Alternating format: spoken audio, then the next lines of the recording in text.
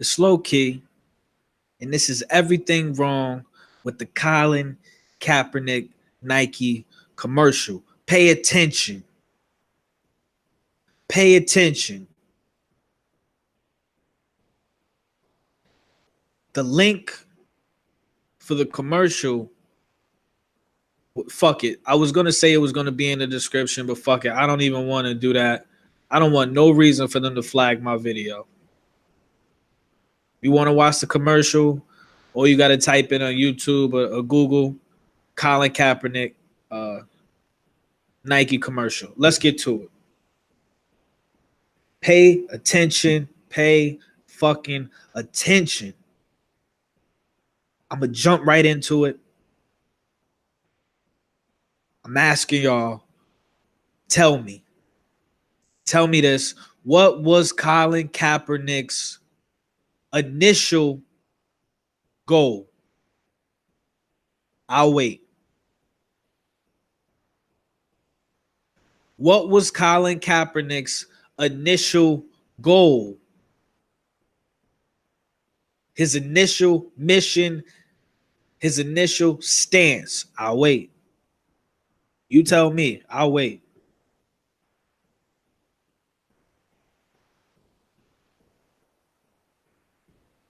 Stance. I'll wait. Fuck.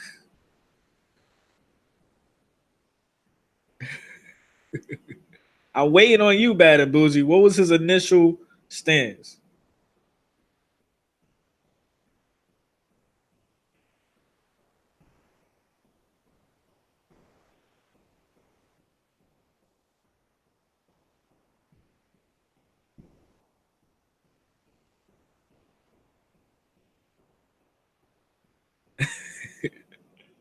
Okay. Was Colin Kaepernick's initial stance police brutality, yes or no? That's what he said, so that's what we're going to go with. The Nike commercial with Colin Kaepernick, if you watch the commercial, what is it about?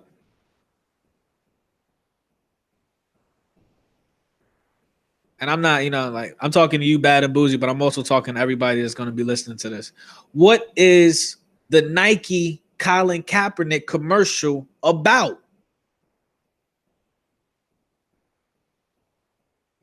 I'll wait.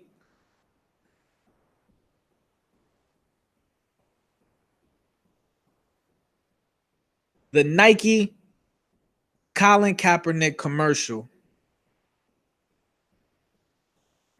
I know you haven't watched it, Bad and Bougie. You out there getting your coins respectfully. It's all good. It's gravy, baby. The Nike Colin Kaepernick commercial is about following your dreams. Yes. I'll repeat it. The Nike Colin Kaepernick commercial is about following your dreams.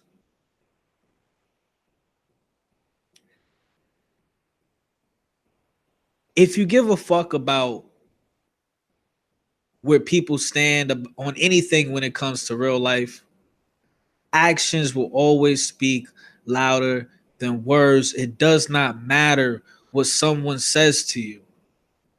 What someone says to you should go in one ear and out the other. How people do by you. What are people's actions towards you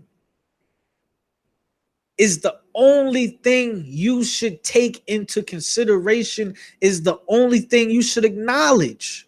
In my opinion, if we talking about what's real and what's not, what's real and what's fake, what's manufactured and what's organic. Bad and Booze, you ain't watched that commercial that fast. You skimmed through that shit. Colin Kaepernick's Nike commercial was about following your dreams. Going back to his initial message, his initial rebellion, he wanted to bring attention to police brutality. Yes or no? With a platform as massive as Nike, let me repeat this, with a fucking platform as massive as Nike. And this goes out respectfully, but this goes out to all you niggas and, bitches and, whoever thinks that Colin Kaepernick gives a fuck about your life. This was a shot at you. With a platform as massive and enormous as Nike, Colin Kaepernick was the face of this commercial. Commercial was 2 minutes long. The views are climbing crazy right now. Point being, Colin Kaepernick did not say one single word about police brutality in this massive, huge, enormous campaign. My question to you is, and it's a rhetorical one, why?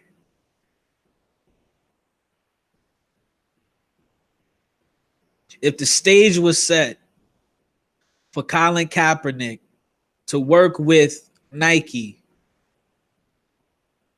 on a commercial that millions of people were going to see, regardless if they wanted to or not, regardless of whatever reason their eyes and their ears were going to be exposed to this message, why would he not convey his message? Oh, you said you watching it? Want to welcome the Queens to the chat. Queen steady turning up in the chat. They with the shits. But that's my question. It's a rhetorical one, but I still have to pose it. Colin Kaepernick, police brutality. Nike commercial, follow your dreams. What does following your dreams have to do with a cop beating your skull in or kicking your skull in? Am I tripping?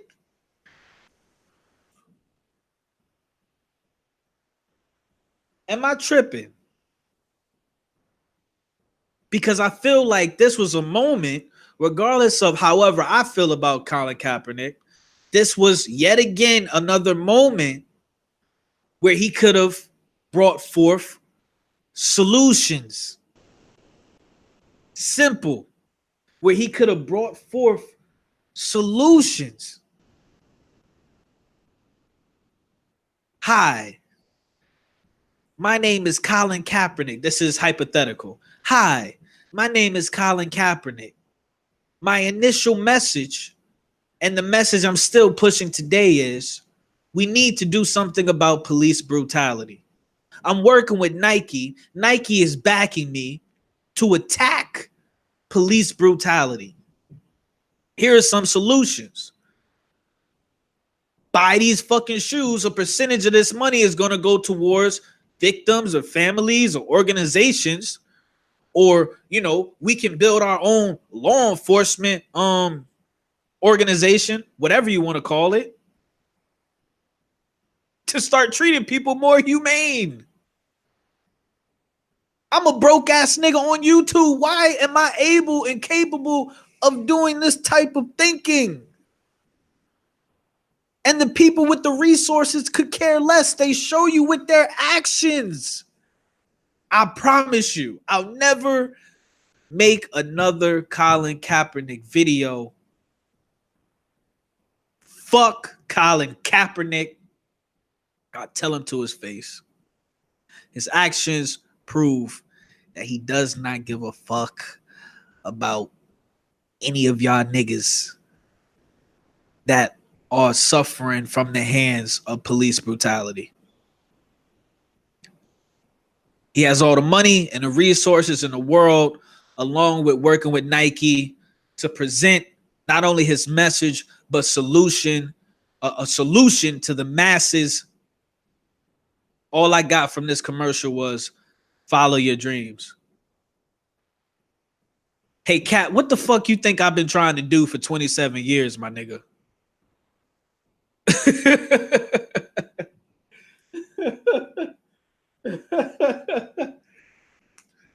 Miss Solo said, if you put it that way, it does send a mixed message.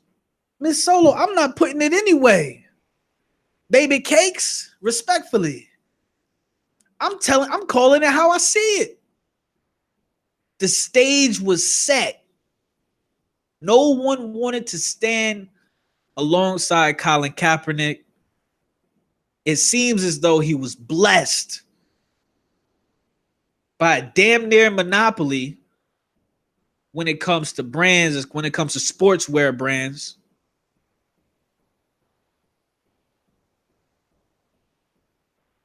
Why was the message follow your dreams?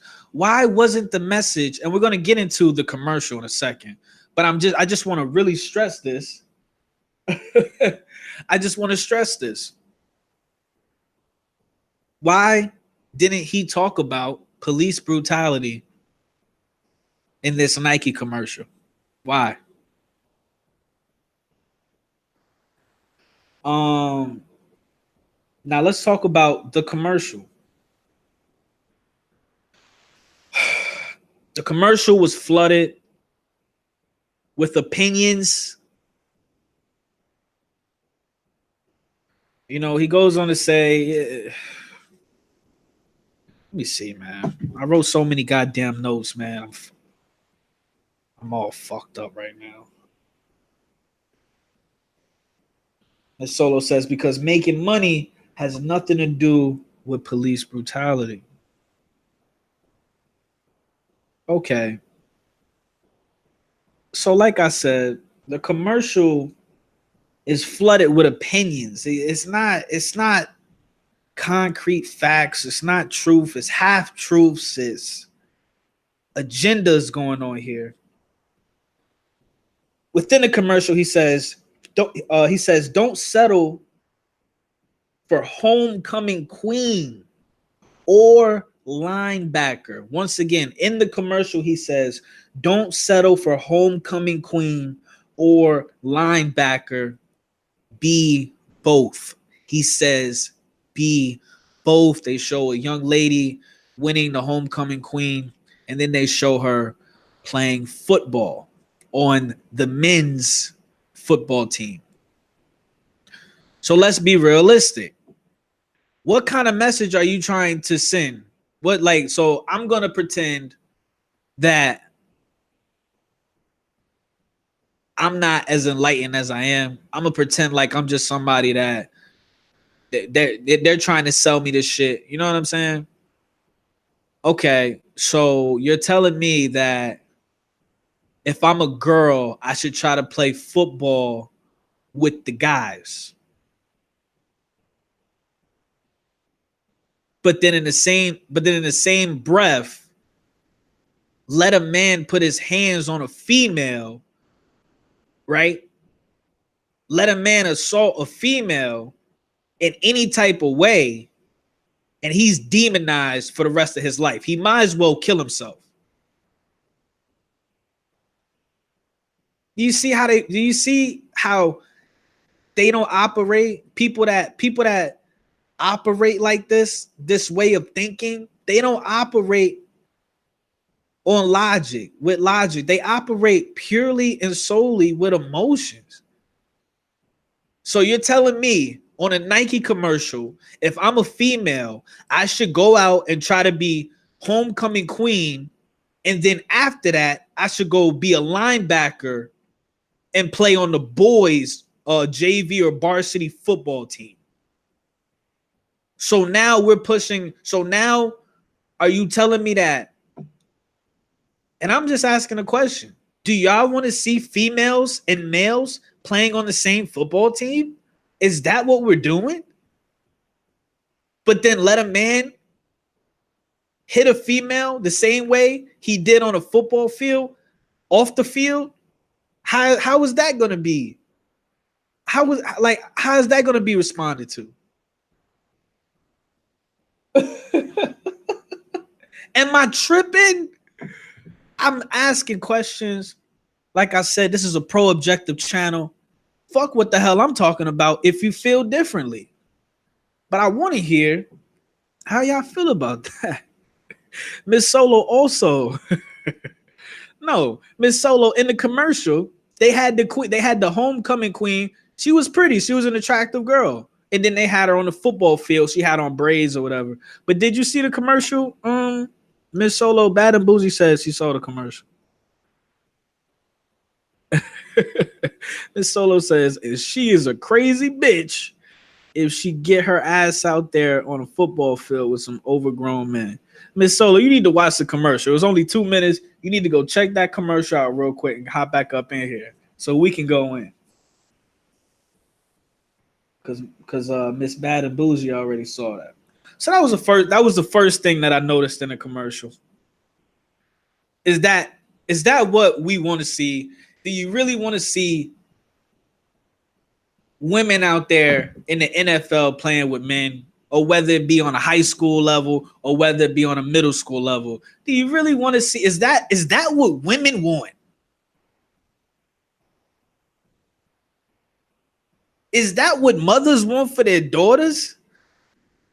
For their daughters? But we're not equal until their daughter is playing on the football team with the boys? What the fuck? Shout out the young King Virgo in the building. Yes, D. And I had to circle the block, and I got to spray up Colin Kaepernick one more time. Pause. D Foxy Virgo family, have y'all seen the brand new Colin Kaepernick Nike commercial? Yes or no? That's a fact. Miss Solo says, when does Kaepernick become the spokesperson for women's rights? And it's not even just him, it's Nike. Nike is co-signing everything. I wish I could show y'all the commercial, but they're gonna shut my fuck a strike. They gonna pull up and serve me some fucking papers or some shit. Virgo says, you got black folks on my Facebook acting like this a win-win. Yeah, he says, facts, man. Nike don't give a shit about us. That's a fact. And the reason why I can say that is because I just can't stress this enough. How the fuck did we go, and excuse my French, I'm upset, but how did we go from police brutality to follow your dreams? How? Sway. I wish I had Sway's number so I could just ask him how. That's it.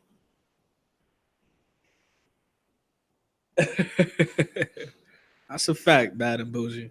They gonna pull up, serve me some papers. Cease and desist. Never.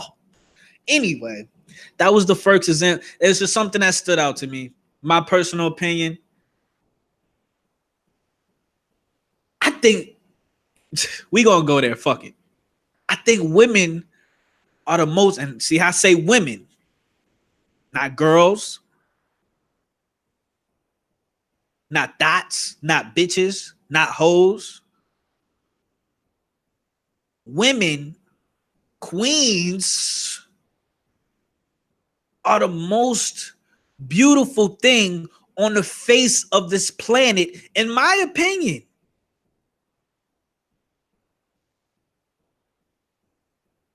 When a girl becomes a young lady and then she graduates into a woman, when a woman embraces her divine feminine energy and nature,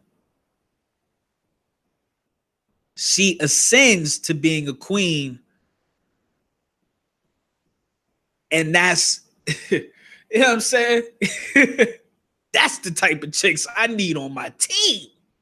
I'm just keeping it a whole bean with y'all. I need a roster full of queens. I need a roster. D, you need to go. You need to go watch that commercial right now. We're gonna be on here for a while. It's only 2 minutes.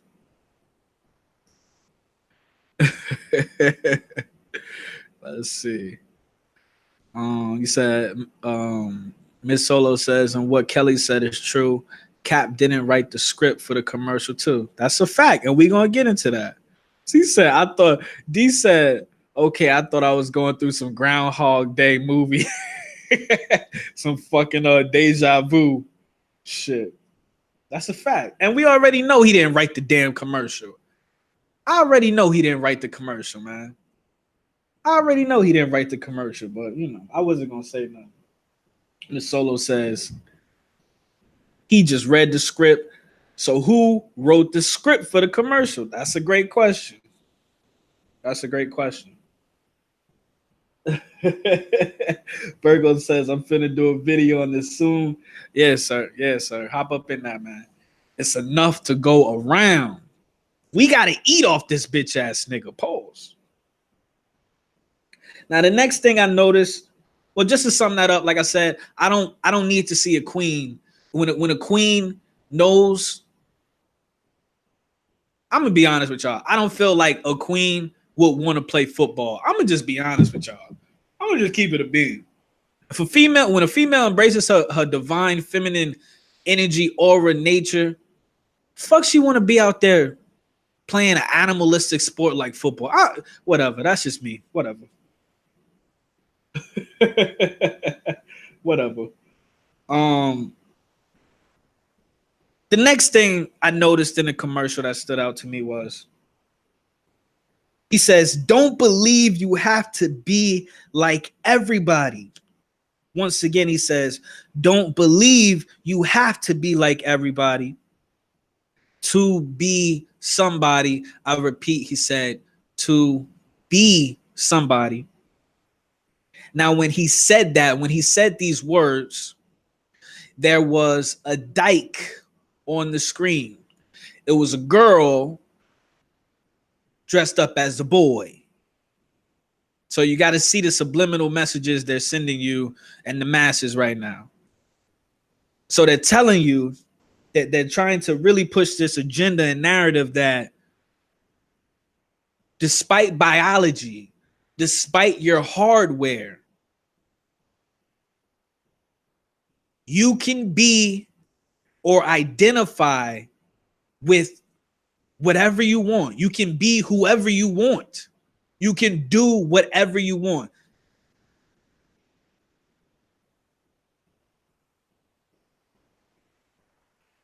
And in my personal opinion, that can only lead with logic like that, or a thinking like that, that can only lead to confusion. In this world, you can't, let's just be honest.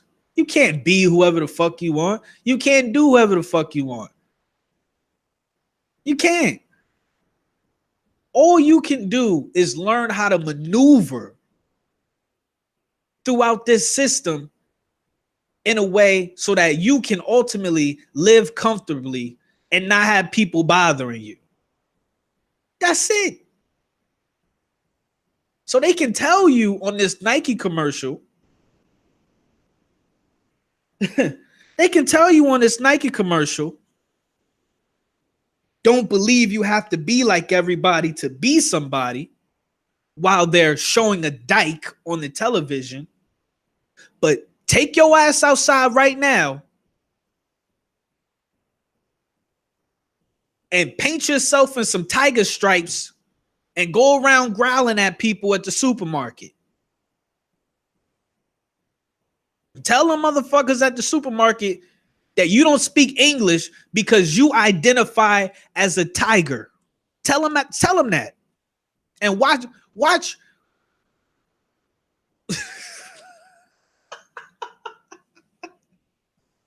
Just see what happened.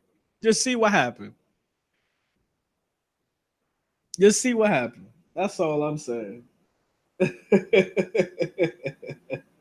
That's so yes. That's you took the words out of my mouth. That's what I was trying to say. Miss Solo says, do what thou wilt. Right. Right. Yeah, I can't say that word on YouTube. They gonna hit me with the algorithm. But yes, that type of thinking, in my personal opinion, only leads to confusion and chaos. There's nothing wrong with knowing your place in the world. There's nothing wrong with knowing your role, knowing where you stand. There's nothing wrong with knowing what you have to offer, not only, for the people you love, but to the planet. What the fuck? No disrespect to Dykes. No disrespect to the whatever pronoun that person is in that commercial. But you were born with a vagina. So you can go to whatever doctor you want to do and go under the knife and get you a pretty little penis, pause. But at the end of the day, that's not, that's not what you are. And to be honest with you, you'll never truly and 100% be accepted as whatever it is you're trying to be. Let's just be honest. Tommy from Power will never be black, no matter how his level of ebonics, even if he masters like like all the levels of ebonics, you know what I'm saying, and niggatry and niggadom, he will always be white. Am I tripping? Am I fucking tripping, family?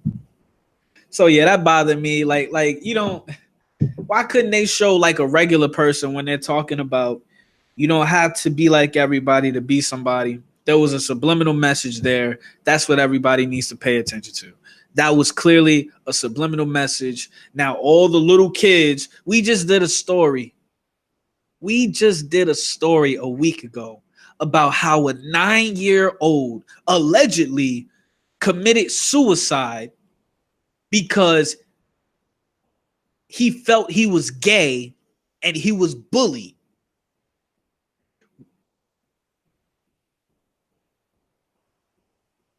Respectfully, the little nigga didn't even go through puberty yet. How do you know what sexual orientation you identify with if you haven't even gone through puberty yet? If you don't even have the hormones readily available to make a decision like that? You just got to pay attention to the program. So definitely.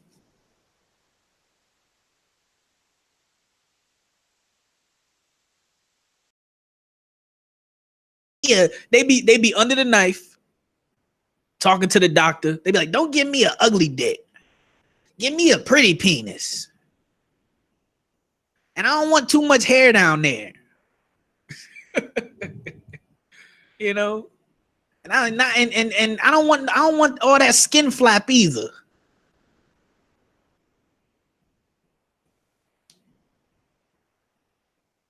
No homo. I'm just trying. Look, and like I said, family, if y'all don't agree with me, talk your shit. It's a pro-objective channel. I'll be the first person on this planet to tell you I ain't shit. So you're going to hear from the horse's mouth before somebody tell you that shit. um, let me hop up in the chat. D says hashtag skin flap gang. Pause. I saw a video with Virgo. He was eating a slice of pizza. It looked like he ate all the cheese and pepperoni off the shit and left the rest. It looked like a skin flap. Respectfully, Virgo, I ain't trying to put your business out there in the street, but the way you eat creep me out. Pause. D says, I agree with not knowing that yet at 9. At 9 years old, and I don't want to I'm going to get back, but at 9 years old, we worried about building forts. Y'all remember that? Y'all remember building forts and shit? At 9 years old, you know, I want to assume y'all girls is playing with Barbie dolls and easy bake ovens and shit. You know, I remember when I was that young, I was playing with my toys when my friends came over. We would have wars with the toys. We fucking so many goddamn toys. We put them up all along the room, and then we have a giant war with the toys. Wasn't nobody thinking about fucking at 9? The hell up out of here. That was some weird shit. All I wanted to do was ride this fucking bike up and down the street and then play with my toys. And hopefully my mom had something good ready for my ass when I came back inside. I ain't worried about no goddamn punani. Let's see. Miss Solo says, that's why I think the prom queen and linebacker reference was meant for little boys to become queens and linebackers. See? Do you see how deep? I ain't even think about that shit. Do you see how fucking deep the programming is on some subliminal shit? That could be it too. I don't know if y'all saw it, but recently it was in the news that Charlize Theron, actress, she was in a whole bunch of Disney movies and shit like that. Charlize Theron, she's walking around with a child, and he wearing a dress and shit. And what they're reporting is the child wants to dress like a girl. So come on, man. There you go. D Foxy said I was skating at 9. Miss Solo says I had a little boyfriend for 3 whole days. Right. Wasn't nobody worried about splitting no guts open. Respectfully. Respectfully, man. What the hell? All I was focused on was staying up late. I was watching TV while my grandma was asleep. I had it on, like, the volume was on like 1 or 2 because that bitch had bionic ears. Respectfully. That's all I was doing. I just wanted to watch TV when I was supposed to be asleep. That's all I wanted to do. That's all I wanted to do. Miss Solo says, because no real little girl want to play no damn football. We wanted to be cheerleaders. And there you go. Now you got grown-ass men being cheerleaders in the NFL. Y'all need to pay attention, man. This world is coming to an end. I hate to say it. I hate to say it. It was nice knowing y'all, though. So yeah, let me hop up into the next thing I didn't like about the commercial, man. The next part of the commercial, the next God damn D. Oh shit. Let me see.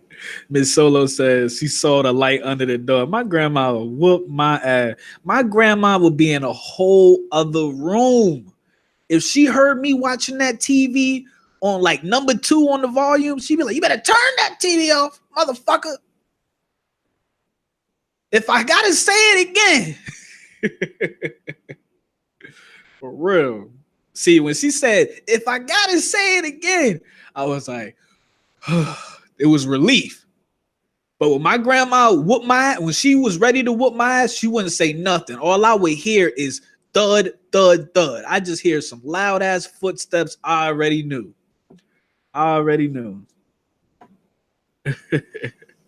Yes, Bad and Bougie. Apparently, the NFL will have male cheerleaders next season. Pay attention. D. Foxy says, I don't give a fuck what you want to dress like at that age. You can dress how you want when you get the fuck out my house at 18. And I hate to say that, D, but I feel the same way. I hate to say it, but I feel the same way. It's not fair. It's not fair to the parent or the child because the child feels however they feel, not because of the parent and not because of how they feel. They feel how they feel because what they seeing on every screen, the TV screen, the phone screen. You know what I'm saying? They don't feel that way. But anyway, that's a fact. Grandma made us turn off everything in the house. Grandma made us turn off everything in the goddamn house when it was thundering outside for no reason. Everything in the house turned off. We just sitting in the dark for 4 hours. Now, yeah. Now, the next thing the commercial goes into saying is he refers to LeBron James as the best basketball player on the planet. And then he goes on to praise him for creating a school. Now, it's two things here. Everybody, if you know Low Key T, you know that if I hate anything in this world, it's LeBron James. And I'm going to show you why I hate him. And I'm going to show you exactly what I see in my mind. Damn, I can't spell shit. And I'm going to show you what I see in my mind whenever I hear the name LeBron James. You see, I just don't go around disliking people or hating on people. That serves me no purpose. I try my hardest to be surrounded by people that are enlightened and can see through all the layers of the propaganda and agenda.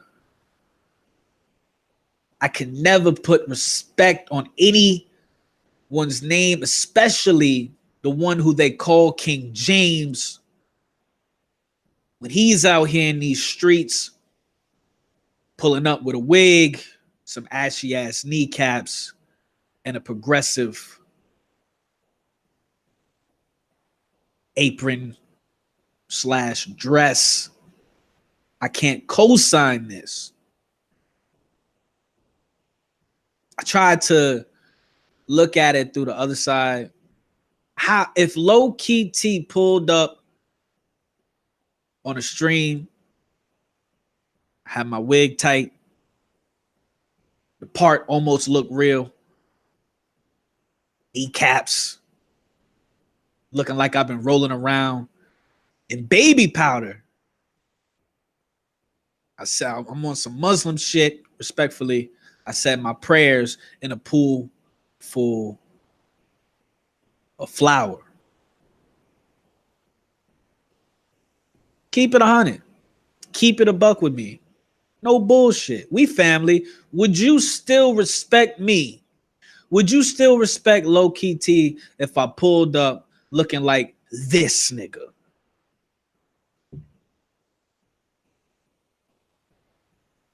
Low Key T pull up in a skirt one day. Are you still fucking with me? Keep it 100.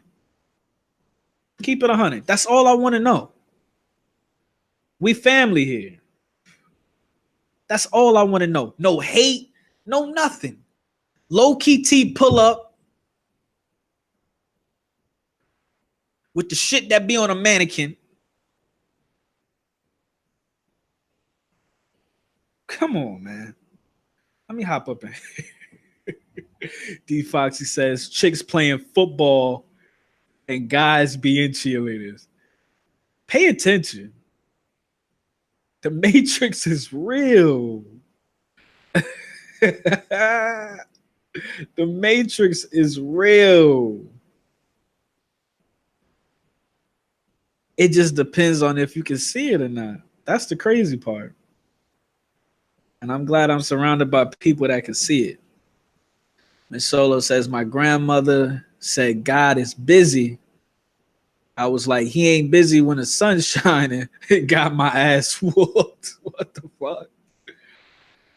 Miss Solo says, he ain't the best ever. He tried it. Miss Solo says, nobody can make a fly ass poster like MJ. That's a fact.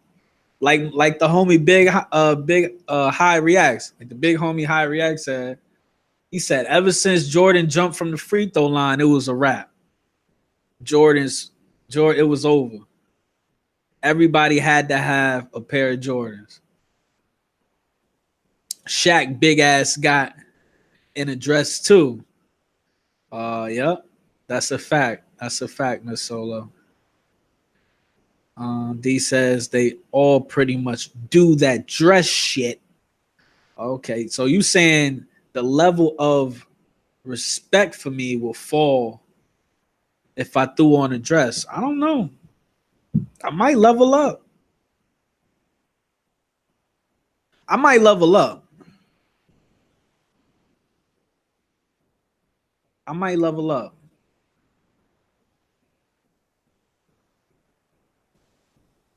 I might level up.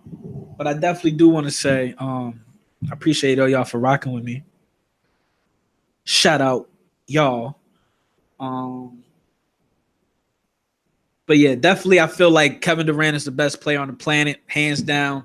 You cannot be the best player on the planet and you lost the last 2 years to Kevin Durant, who was also guarding you and who has also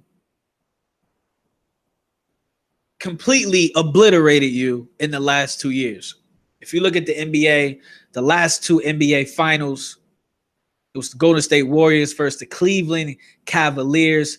Out of 9 games in the last 2 years that were played in the NBA finals, LeBron has only beat the Warriors 1 single game. How are you the best player in the world when you can't even beat Kevin Durant more than once? And how do you consider yourself a king when you out here in these streets looking like Key Lolo from Martin? Respectfully, shout out Key Lolo. But let me get back to Colin Kaepernick.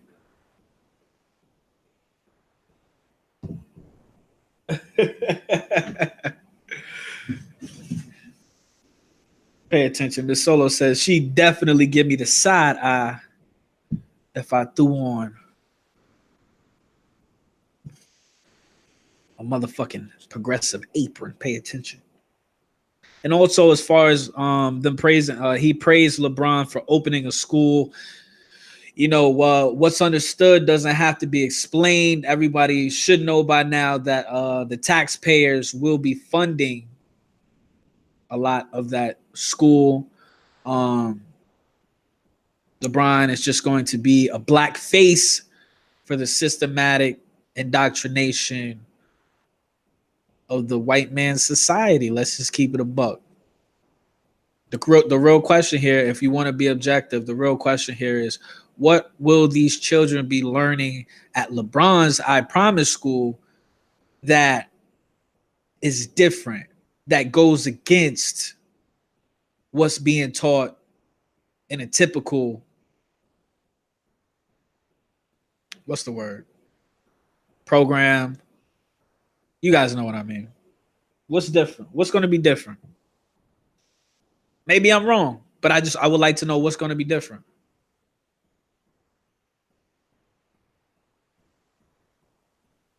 Are they going to teach these children their real history, their real background? Or are they going to proceed with the same curriculum that I grew up with in school, that you grew up with in school, that we all found out to be a lie? So that's all. I'm gonna leave that there. I'm gonna leave that there. He goes on to say Serena Williams is the greatest athlete ever. The GOAT. Another opinion. I hate opinions. I'm sorry. I apologize, fam. I hate opinions, man. Even when I speak and, hop up on here and talk shit, I don't even feel like I'm voicing my opinions. I feel like I'm just telling the truth. I feel like based off research, I'm saying what's happening. You know what I mean? Miss Solo says, I can't say that name on here, but she got a school in Africa. You see how that went? Oh shit, Miss Solo turning up. Pay attention. She says, nah, she is a badass tennis player though. Hold on, let me hop up into this strong ass woman. Hold on.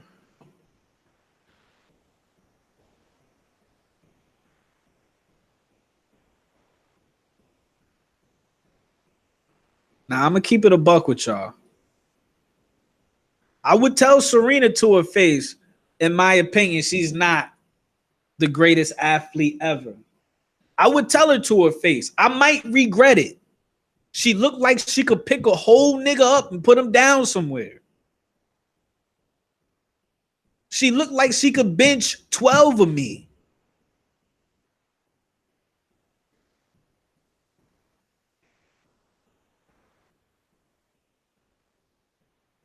That's a strong ass woman.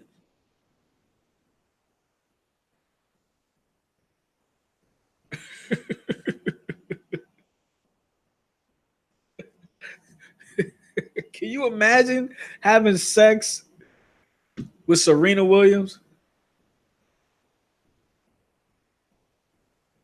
Solo says, and Tiger made me want to play golf, at least putt putt every now and then. That's a fact. I was a god at putt putt when Tiger came on the scene. It was a rat. Niggas couldn't tell me nothing. They couldn't do nothing with me at the mini golf spot. Niggas couldn't do nothing with me. We used to play for money. I'd take a chick out and I fuck around and bet her some money. I'd be like, well, look, you gonna have to pay for dinner if I beat your ass. I ain't even lying. I was feeling myself.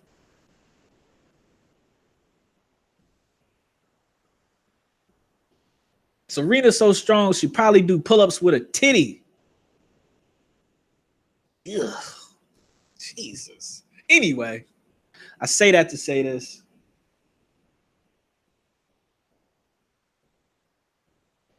I say that to say this. It's an opinion. Him saying that Serena Williams is the greatest athlete ever is nothing more than an opinion. And if you kind of read between the lines, out of all these athletes, by him mentioning her at that with that specific title, kind of goes into, I'm gonna just keep it a buck with y'all, kind of goes into that whole feminist agenda. So are you telling me that Serena Williams is a better athlete than Michael Jordan? Are you telling me that Serena Williams is a better athlete than Russell Westbrook? I can't see Serena Williams flying through the air and doing all the wild shit that man be doing. I'm sorry, I can't see it. Are you telling me that Serena Williams is better than Roger Federer? Roger Federer is looked upon as the best tennis player in the world right now.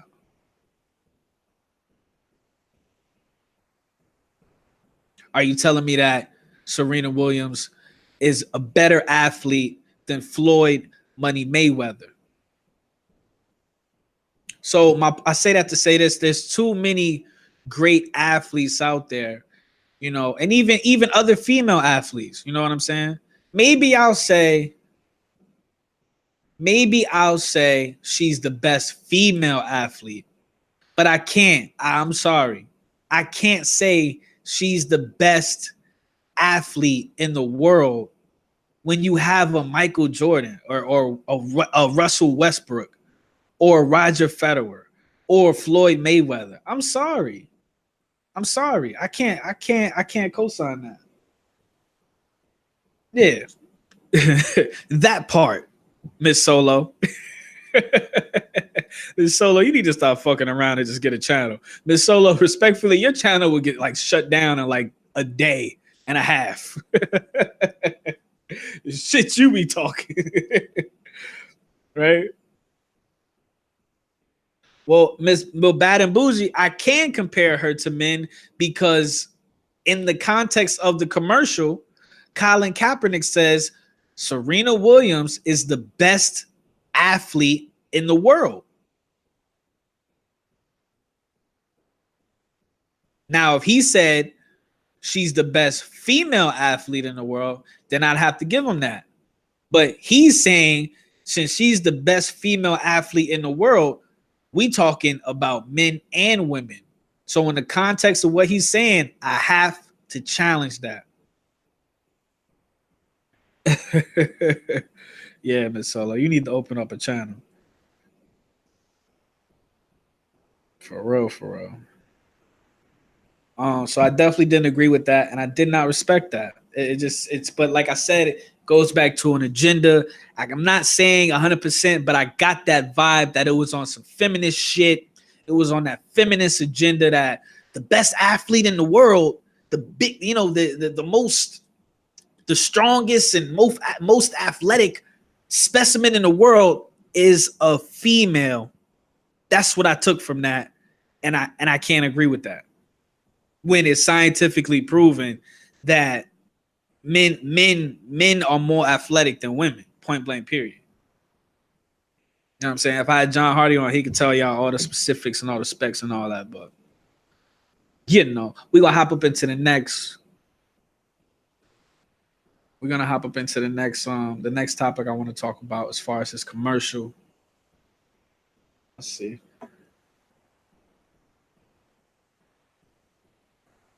You know, and also in the commercial he says, don't ask if your dreams are crazy, ask if they're crazy enough.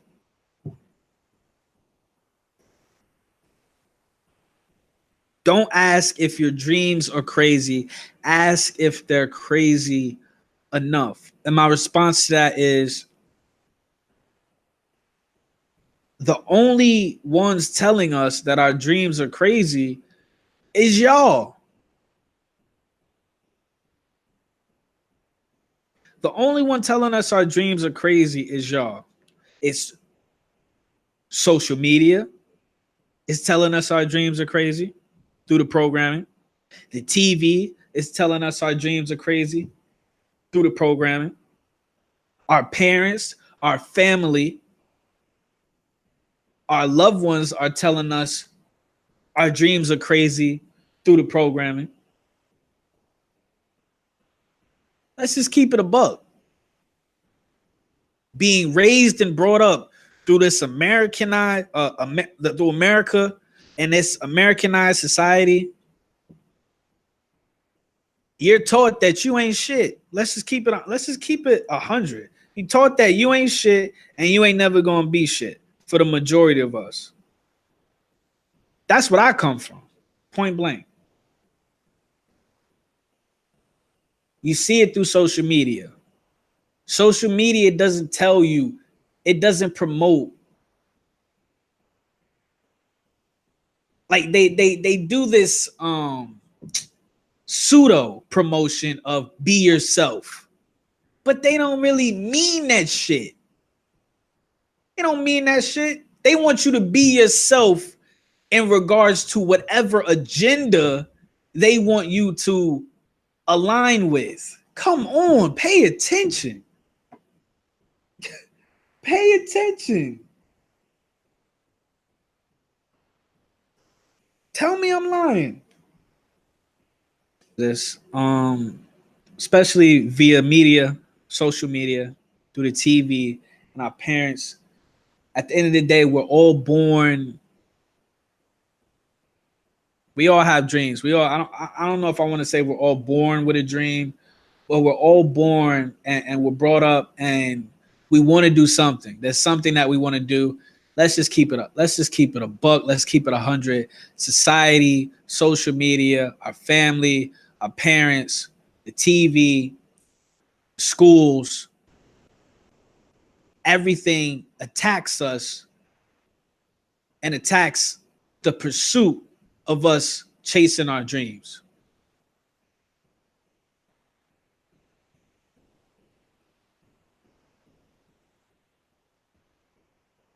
The solo says, and please don't forget Seabiscuit, the racehorse, best that ever done it. Facts. Facts. I might even have to put Seabiscuit over Serena. He was a problem. So, like I said, once again, he talks about don't ask if your dreams are crazy, ask if they're crazy enough. I would be able to pursue my dreams, Colin Kaepernick, if I didn't have to pay $500 to record a fucking album.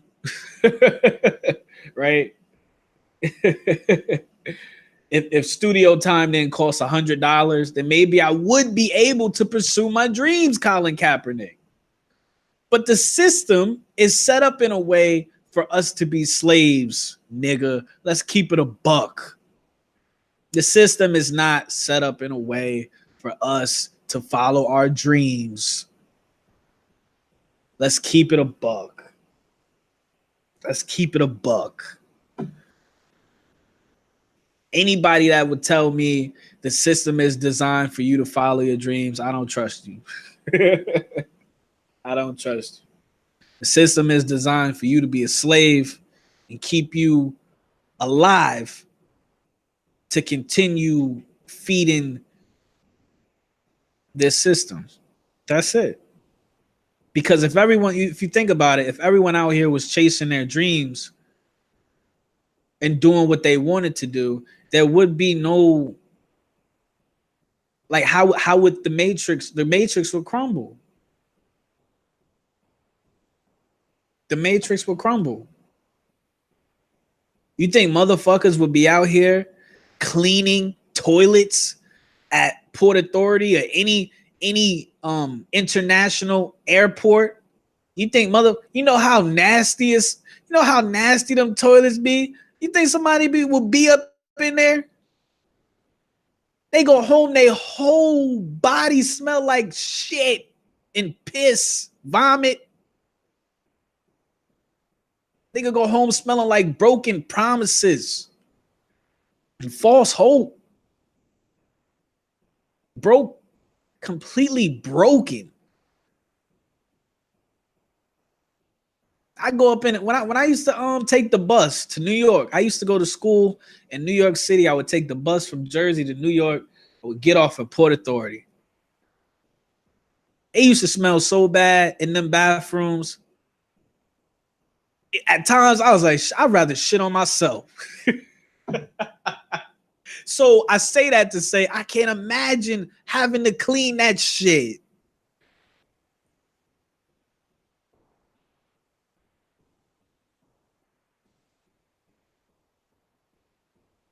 And the reason why somebody has to clean that shit is because they can't afford to follow their dreams because of the way the system is set up. See, it's easy for Colin Kaepernick to read a script like that when you're a millionaire and you don't have to work a day for the rest of your life. All you have to do is play these games, is fulfill somebody else's agenda until they have no more use for you. It must be nice. You know what I'm saying? It must be nice. Let's see. What else did I want to get up into? I think that's done.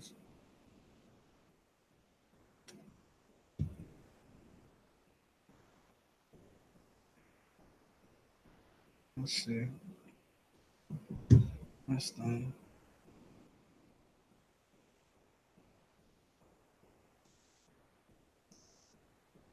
Bad and Bougie says, real talk, he had to work to get there. And that's a fact. I respect that. But my approach to life is always about leveling up. And, I'll be honest with you, man. It's one thing if, like, he wanted to make it to the NBA. NFL, that was his dream. He made it. Nigga, we made it. He made it. He's living his dream. It'd be different if he was content with that. He said, okay, and that's that. But like I said, just the way that he switched up, the way in which Colin Kaepernick switched up, I just don't agree with it. But I definitely respect him and anybody out here that puts that work in to get where they are, because that's no joke. But at the same time, once you got to that situation and how he is, and then he wants to make a stand for something, with the same work you put in to get to the NFL, to live that dream, you need to put that same work in to accomplish whatever it is you're fighting for. And just getting back to the commercial, he claims to be fighting for police brutality. He didn't mention a word about police brutality in this commercial that's going to be viewed millions upon millions of times throughout the world. Actions speak louder than words.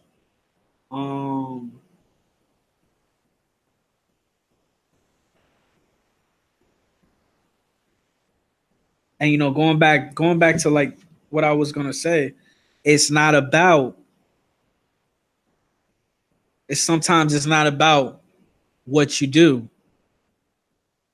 Shit, a lot of times it's not about what you do. It's about how you go about doing it. Let's just keep it a buck. This man didn't even have to take a knee. I think it was great marketing.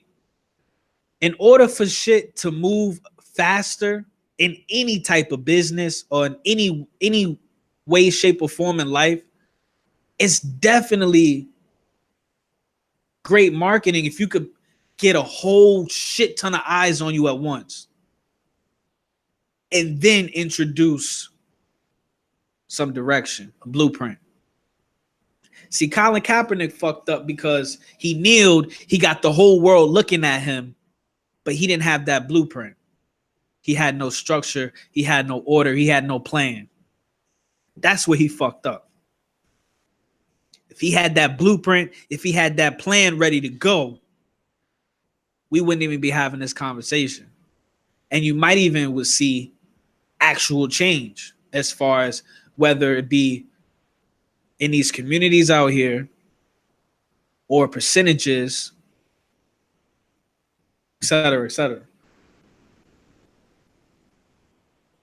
Right. And we were talking about Muhammad Ali earlier.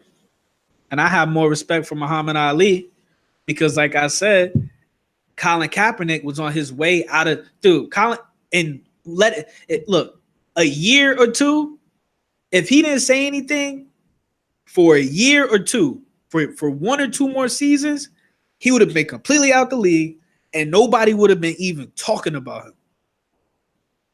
Muhammad Ali took his stance in the prime of his career. He took all the risk.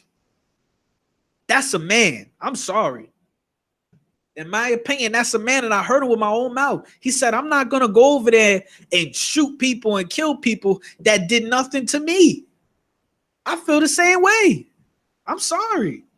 I'm not going nowhere and killing nobody that ain't do shit to me. I'm sorry. That's just the type of the person I am. We were talking about this in the stream before. These motherfuckers that are pulling the strings to send these people to war, they could tell you it's over anything. You could be fighting, a whole country, 2 countries could go to war over some bullshit, over 2 families not getting along, over some money, anything.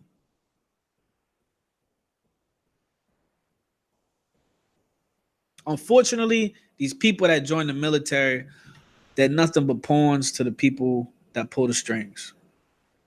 That's it. In my opinion. Ms. Solo says, now if Cap was caught with his hands over his heart a few months ago after kneeling, he would have really messed up. Well, and my response to that was, after everything he did, he came out and said to the teams of the NFL, he said, I'm willing, if y'all pick me up, I'm willing to stand up. I don't know if y'all caught that, but he literally came out and said last season, if y'all pick me up, I'll stand. I'll be a good little boy. So that's what I'm saying. I can't ride for somebody like that. We gonna ride or we not. You know what I'm saying? We gonna ride or we not. We gonna stand for something or we gonna sit our ass down. But we not about to do both. Monday, we not about to be like, fuck the police. And Tuesday, we gonna be like, I heard the police is having a cookout. You want to go hang out with them? Come on, man. Come on, man. And that's just what I get from Colin Kaepernick. That's what I'm getting from Colin Kaepernick. I want to be surrounded by people that when it's time to ride, we ride. Pause.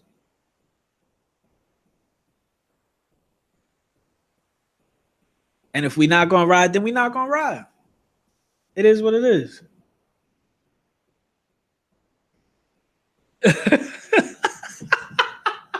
Yeah, Miss Solo, you gotta get up here, man. I'm done. Miss Solo said Blue Lives Matter on Tuesday. Yes. Colin Cap. See, that's why. See, the fact that you say you didn't know that, and I don't blame you for not knowing that because they don't include the hypocrisies in the narratives on the fucking television. So they'll tell you he's taking a knee or whatever, for who he's disrespecting the military, da da da da. But they won't tell you, unless you're paying attention, they won't tell you, oh yeah, he came out and said he's willing to stand up and pretty much say fuck everything fuck everything he was standing for. So in the video, it says, believe in something even if it means sacrificing everything. But Colin Kaepernick, you turned around and said, I'm willing to stand now, massa.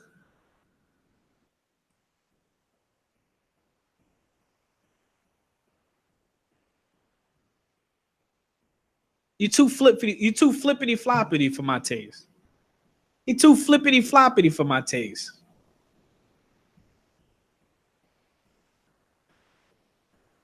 Monday, you Tupac Shakur. Tuesday, you Carl Thomas. Make your mind up.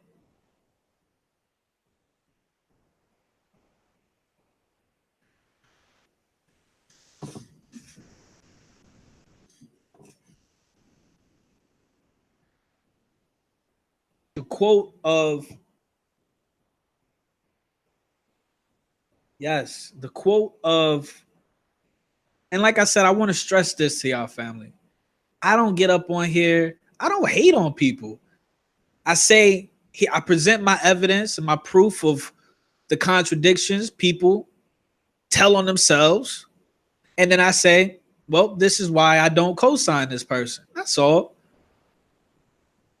I genuinely I don't have time to hate on people. My goal to get up here is just to honestly tell you, enlighten. I want to tell people shit that nobody's telling me. But yes, Colin Kaepernick literally came out. He made a statement last season. He told all the NFL teams, if you sign me, I'll be willing to stand. He almost got signed to the Ravens. And pay attention to this too. He almost got signed to the Ravens, the Baltimore Ravens last season. But his girlfriend, who I don't consider a queen, because a queen is supposed to be more intelligent than this. But his girlfriend comes out and says, her name is Nessa. I don't know her last name. Her name is Nessa. She used to work at Hot 97. She comes out and calls Ray Lewis a coon right before the Baltimore Ravens were going to sign him.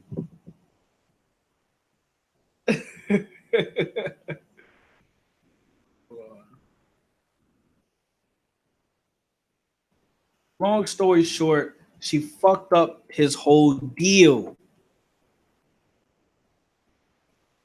I'll show y'all the picture right now. What the fuck? There you go. So here's the picture right here. She put up this picture on whatever, on Twitter. It's obviously a picture of from Django, Leonardo DiCaprio. He played the slave owner of a plantation. And then you had Samuel L. Jackson. He was the Uncle Tom. He was the Uncle Tom. I don't know if y'all remember this. And then she put a picture side by side with Ray Lewis. He was a player for the Baltimore Ravens. I'm not sure if he's on the staff now. And I'm not sure if this is the owner or the manager of the team. But the picture symbolized that Ray Lewis was a coon the same way Samuel L. Jackson was a coon in Django. You know what I'm saying? Yes, his girlfriend did mess that up. Miss Solo says, damn, Cap, I tried to fight for you. And you know what the sad part is, Miss Solo? And the honest truth is, when you try to fight for people that their intentions aren't transparent, when you try to fight for people that they're just not being honest with you, it's always going to bite you in your ass. So you could be a great person. You could be a overstanding and outstanding human being. But as soon as you co-sign somebody that's moving like that out here, they're going to put you in that same category. They're going to put you in that same category. Bad and Bougie says, know her place. In football, they tell wives, don't say anything. That's a huge no-no. Yes, and you see Bad and Bougie, she says she's familiar with the code. And that's respectable. Miss Solo says, ain't his girlfriend from Iran, Pakistan, or something? That's a fact. Another, another nick in the armor. Black power. They beating us, niggas. Niggas unite.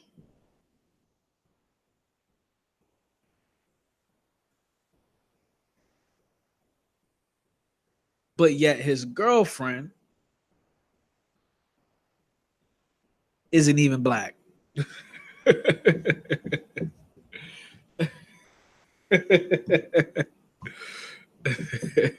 It's like the Power Rangers. Y'all remember Power Rangers back in the day when they had them the things that united, like they had their little machines that came together, and then it made the one big machine.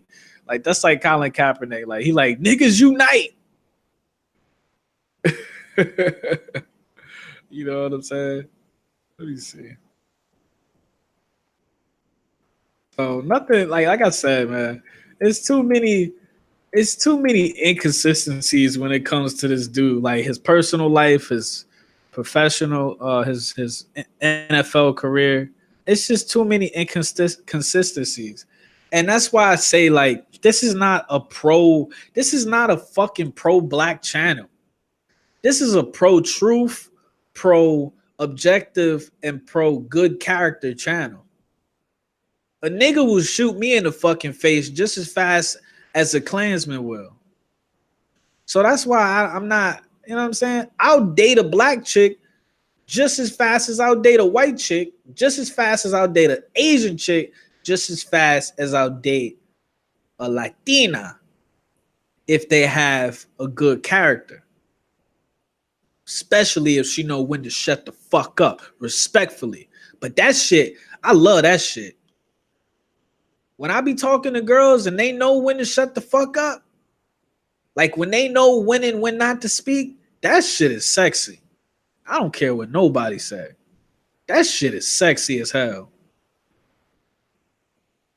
You ever meet somebody and you about to get into an argument with them, but they bite their tongue, but they hold back? Shit. She said Voltron. Voltron. Yeah. And you know, family, like I said, like Bad and Boozy, you said now you're not making me like him. But I'm not trying to make you not like him. I'm just trying to present whatever evidence I have out here of contradictions. That's it. It's up to individual to decide who they riding with or not. You know what I'm saying? And like I said, I see this a lot, man. I see this a lot. There's a lot of information out there, but it's scarce to find someone that will tell you it. You know what I'm saying? That's the cartoon Voltron. Oh shit. But yeah, like I said, no disrespect to her. Well, I ain't even gonna lie to y'all. She kind of got whole tendencies. She kind of got dot tendencies. As far as I heard about this chick, man, she was dating. So Colin Kaepernick was playing for the San Francisco 49ers. She was dating one of his teammates. She was fucking sucking, screwing a nigga on his team, a nigga in his locker room, allegedly. It's not allegedly, but I'm going to say allegedly. She was really in a relationship with one of his teammates. It was reported. She left his teammate and got with him. What is that? So what does that say about both parties? So that means that Colin Kaepernick is okay with stealing one of his teammates. Y'all supposed to be on the same team. He's okay with stealing one of his teammates' girls. Doesn't that kind of break a code somewhere? And as far as her, she looked like a hoe. She looked like the same hoe that's fucking several different niggas on the high school football team. Do y'all consider this a queen?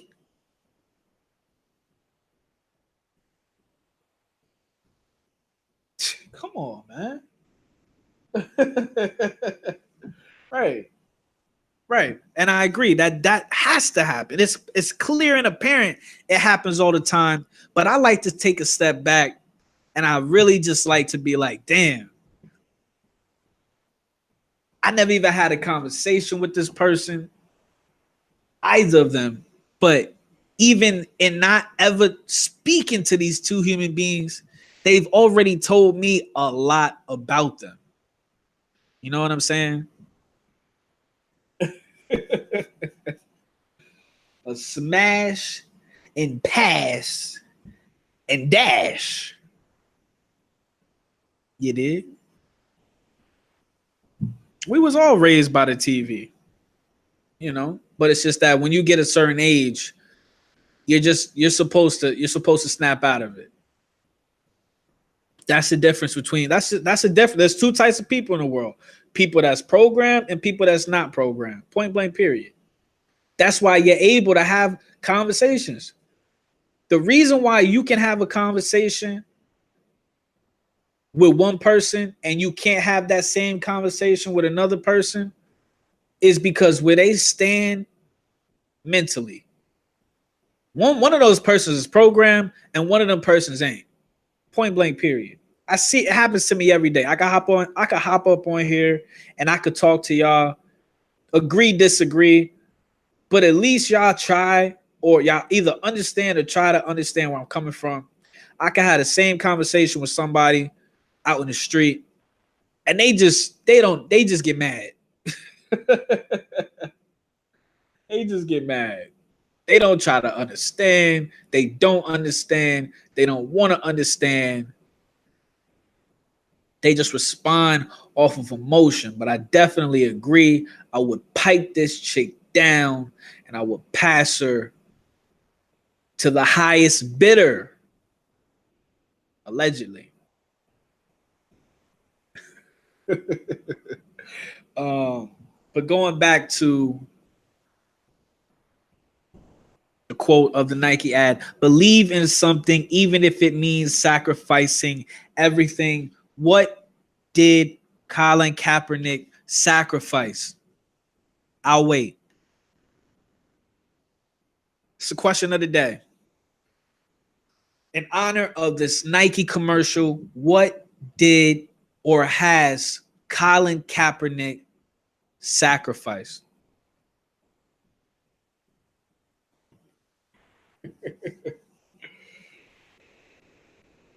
That's a fact. What comedian said that, Miss Solo? Who said that? Eddie Griffin? I think that was Eddie Griffin who said that, right? That's a fact. I'm one of them too. I don't read for shit. But if it's, if I have to, I will. But I'm one of those people. I hate reading. Damn. Damn. Damn, Miss Solo. Yeah. The fall is coming. The fall is coming.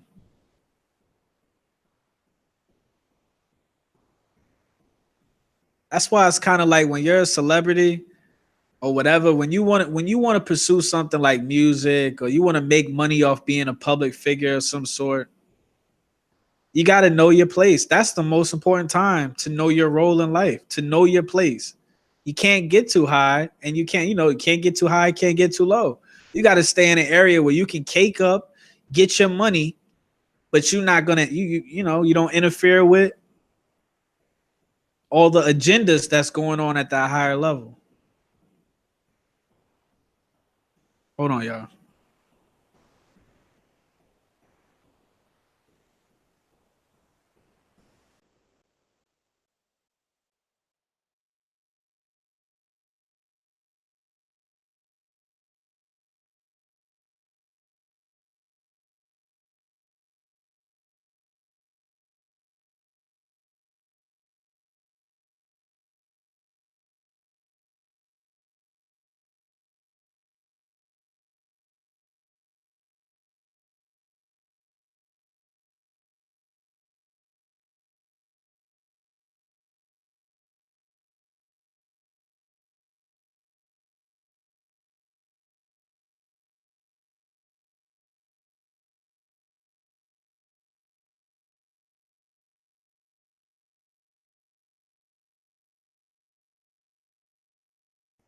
I had to do it, Hyde.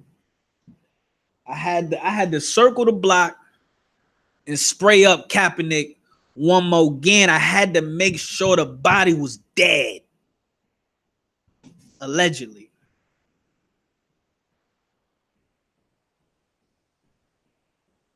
But I don't know if you saw the commercial, Hyde. But I saw the video. I saw the Nike commercial after our stream. I almost threw up in my mouth. I almost threw up in my mouth. It was the Nike commercial with Colin Kaepernick was flooded with opinions, agendas. But the most important thing about the Nike Colin Kaepernick commercial was it was about following your dreams. It was about following your dreams.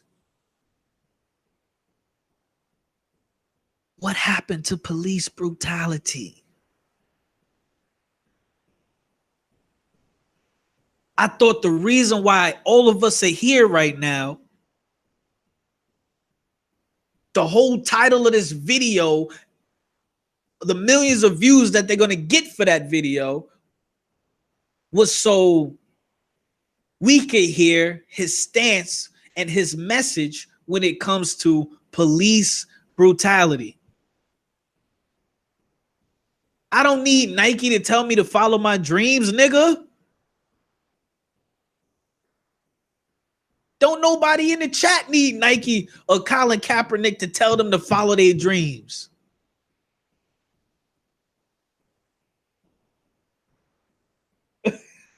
Miss Solo, you better not get a beer, because then that's going to make me want to get a beer, and we're going to be up here for 3 hours. Bait and switch. Shout out High Reacts in the building. Everybody go subscribe to that brother.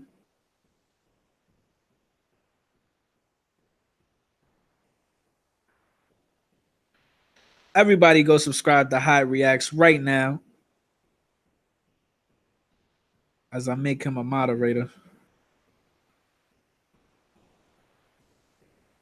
Show that brother some love.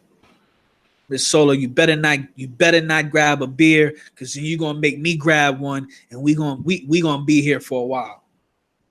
Hold on, y'all. So just real quick, and shout out the boy Virgo. Everybody go subscribe to the young King Virgo up in the chat. Show him some love. I don't know why I can't make you a fucking moderator, man.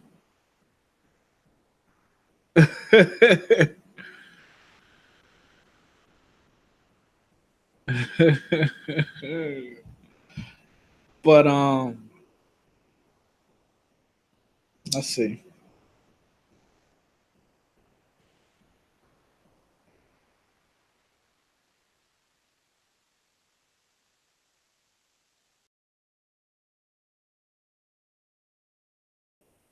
I don't even think Colin Kaepernick has a movement anymore.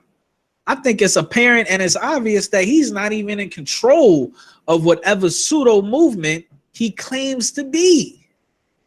After seeing this commercial, I thought I braced myself for this commercial to be about police brutality. I braced myself. I said, okay, he gonna hop up into some pro-black, anti-police brutality. We might see some footage of Rodney King in that motherfucker.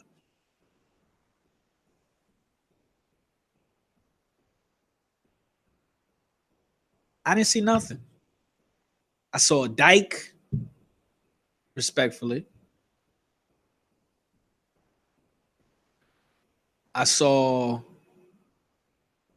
a prom queen playing football with the boys. I saw them pushing an agenda. They lied to my damn face. They said LeBron was the greatest basketball player on the planet. I'm sorry. I think Kevin Durant still has a pulse. They told me Serena Williams is the greatest athlete in the world.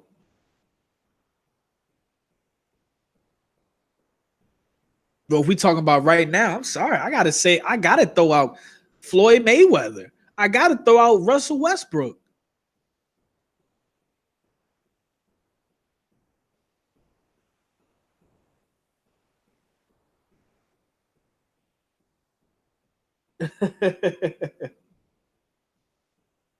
The machine at its finest. That's a fact. Um, but the question that we need to hop in, and I'm glad all of y'all are here. The question that needs to be answered is, once again, the quote from the commercial is: believe in something, even if it means sacrificing everything. What has Colin Kaepernick sacrificed? Don't worry, I'll wait. Tell me, genuinely, what has Colin Kaepernick sacrificed? Apparently, Nike has been paying him this whole time.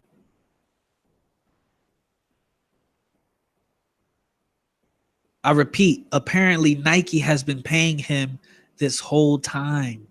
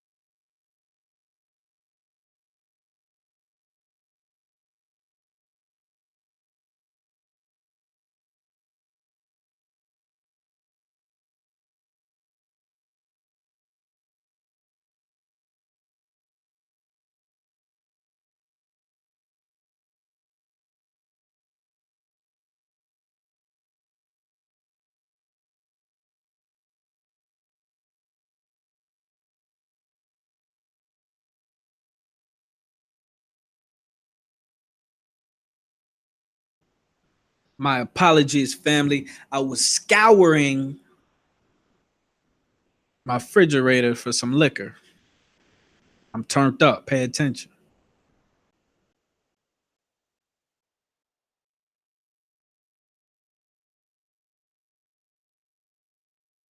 Let's see what y'all talking about.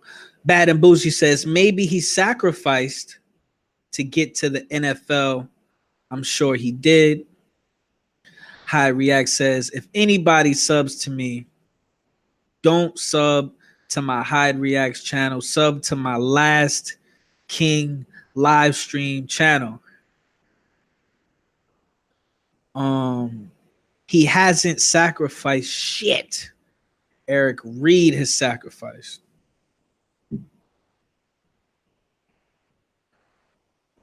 Super facts. Miss Solo, you still up in here? Um, I have to agree. I have to agree with how it reacts, man. You know when when you realize that Nike has been paying him this entire time, when it seemed like nobody was fucking with Colin Kaepernick at all. And then it comes to the surface, you find out that Nike has been paying him this entire time. When you realize that Colin Kaepernick was on his way out of the league. He was riding the bench and he was on his way out of the league. He had nothing to lose. In his eyes, this was a power move.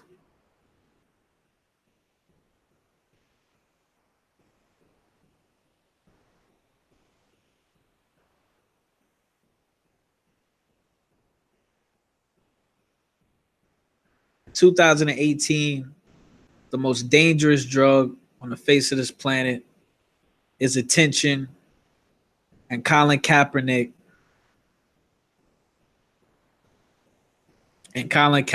is basking in it. Bad and Bougie says, but what's wrong with Nike paying him all this time? What's wrong with it is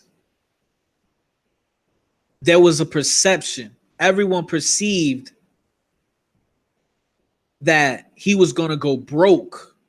Everyone perceived that no one was standing by Colin Kaepernick.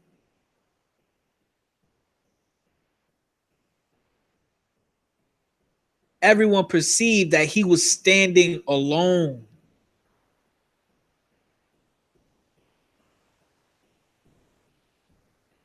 And then when you find out that Nike was funding him this whole time, it blows up that whole perspective.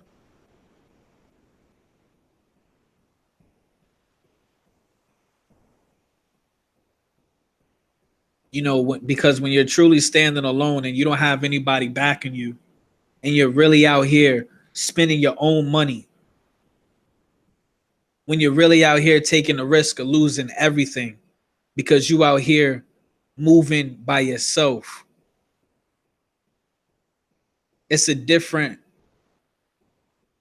mentality than a person that's doing the same things, but they know they're good because they have somebody backing them. You know what I'm saying?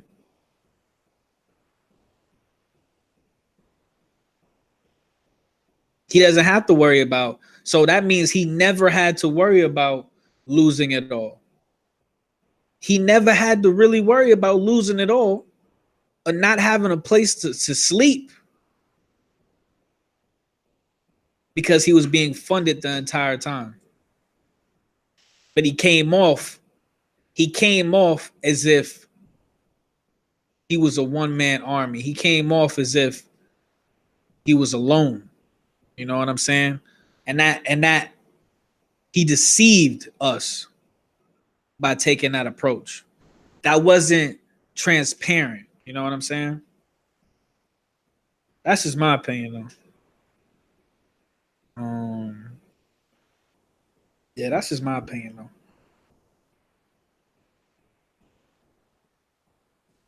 And then on top of that, if he's funded by someone, like me and High were talking about earlier, if he's funded by someone, which we don't know who it is, he could just be a mouthpiece for whoever is funding him. And I think this commercial, once again, is the perfect example. He didn't speak one word about this highly anticipated and highly advertised commercial. He didn't say one goddamn word about police brutality. Now we're finding out he was funded by Nike this whole time while everyone thought he was standing alone. And then his message that he comes out with is follow your dreams. That's the mouthpiece. So yeah, that's bad.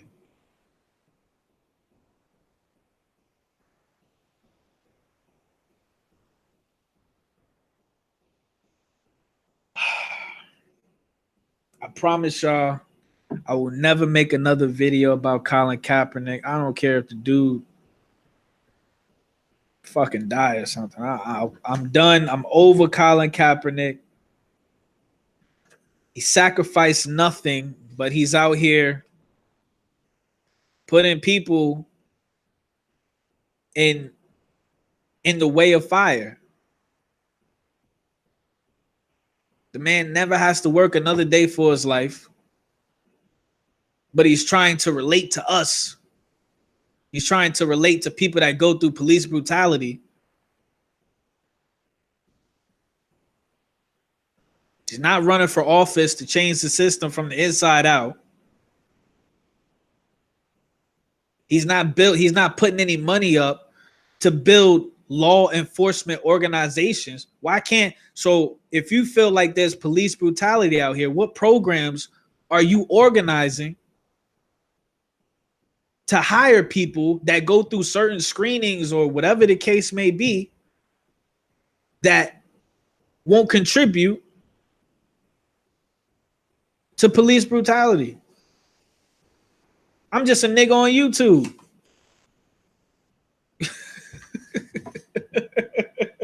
Ow, Sway.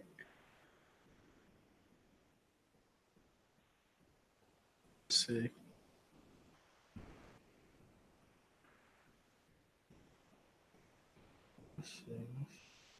And another thing I wanted to say, and I'm gonna wrap this up, but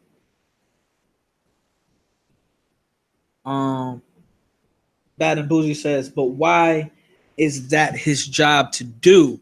He made it his job to do when he took that stance. When he made up his mind that he said, I'm going to take a stance, I'm going to use my platform to try to change, well, to try to bring awareness to this, then the next move, because once you bring awareness to a situation, the next step is action. And that's why, you know, like I said, it's just going back to, he woke people up, or he brought the attention of the masses, but he had no plan. And as far as what I'm saying, these are just options. As far as him running for any type of political seat or whatever, that's an option. That's a strategy he could take to fulfill his goal, not mine, not yours. His goal. This is what he wants. We up here on the internet talking about what Colin Kaepernick wants. I'm not affected by police brutality. You know why? Because I knew how to get the fuck out of that area. You know why? Because I know how to mind my business. You know why? Because I don't ride dirty. You know why? Because when a scary cop pull me over, I make that nigga feel comfortable. I could go on forever.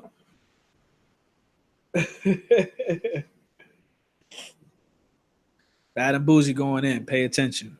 Bad and Boozy says, so every time you make a stance, you have to organize it, run for office, and fund it. I don't think it's all him. I disagree. I feel it is all him because this is his baby.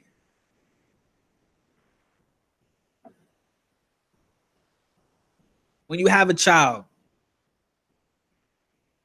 and you want your child to be a certain way, you want your child to be, say you want your child to be good at football, sports, or something like that. Or you say baseball, whatever. You say baseball. You want your kid to be good at baseball. Okay, that's your idea now. Now you have to go out and perform the actions. You have to teach the child how to catch the ball. You need to, whether it be, you know, like in the air, or you need to teach them how to catch the ball when the ball is rolling on the ground. You need to teach them how to bat. You need to exercise. You need to teach, you need to exercise with them. You got to teach them how to exercise. That's the action.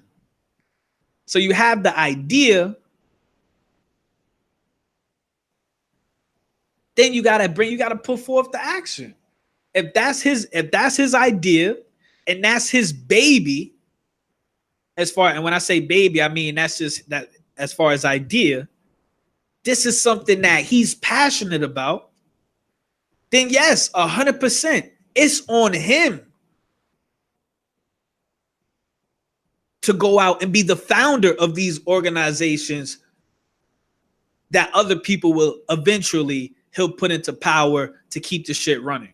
In my opinion. And then you got Miss Solo.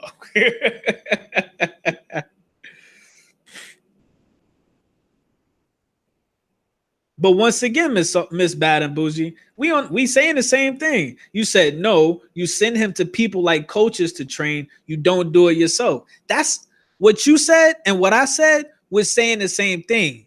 They're options. The same way I said he could run for office and change the system from inside out, or he could create law enforcement organizations to put to, you know what I'm saying? So that they have to pass a certain screening, whatever the case may be, so police brutality will not be accepted. We're saying the same thing. These are called options. The same way I could teach my kid, I can teach him myself. If I know how to play baseball and I'm damn good at it, then I'm going to teach him how to play baseball. I'm going to save my money. But if I don't know how to play baseball, then yes, I'm going to send him to somebody that know what the hell they're doing. Options. I'm the Solo turning up. She on that silly shit. Miss Solo says he took action. He got an afro and a black leather jacket. He on his Thriller shit. I know. Let's see. Miss Solo says, and jump off that will call people. Bad and Bougie says, but he did give millions to legal organizations to fight for rights. And I agree with you, but going back to what we said earlier, because now we're talking in circles. It's not about how much you donate. It's about what are you putting that money into to produce results. You feel me? But I would love to have y'all on the panel. I would love to have y'all on the panel, all of y'all, and we could go at it. I would love that.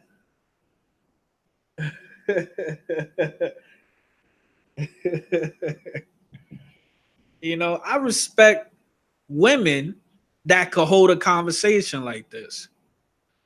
I'm gonna keep it a bean with y'all. And you know what? I was gonna say some ignorant shit right now. I was gonna say this is a nigga topic, but now that I'm thinking about it, now that I take a step back, it's not a nigga topic because we're talking about ultimately police brutality. So if your son get beat down in the fucking street, the mother got to deal with that shit. So shit. Y'all caught me from saying some fucking ignorant ass shit. For real. Oh shit. I just broke my damn chair. Let me see. So yeah, I feel like Colin Kaepernick has sacrificed nothing. He's out here trying to make all of y'all sacrifice y'all time, energy, safety, so on and so forth. And it's absolutely unacceptable.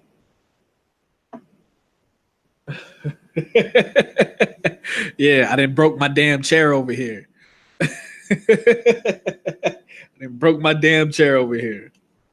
Somebody put some respect on that damn PayPal. It broke the damn chair. Thank you, Colin Kaepernick. Let's see. So we're gonna wrap this up. Shout out Mama Candy coming in. She said it was too hot in the bushes. Pay attention. Just making sure I went through all my points. Oh, and I did want to say this. Imagine how impactful this movement would be if it were real, if it had the same energy as of how Muhammad Ali took his stance. Imagine if we had not just Colin Kaepernick, but several athletes in their prime right now. Odell Beckham, Tom Brady, not just black people, white people, all races. LeBron James, you know, Kobe Bryant, a Roger Federer, a Serena Williams, the nigga that swim, Michael Phillips, fucking Seabiscuit. Imagine if these people not only came together and brought attention to a topic such as police brutality, but actually presented a blueprint.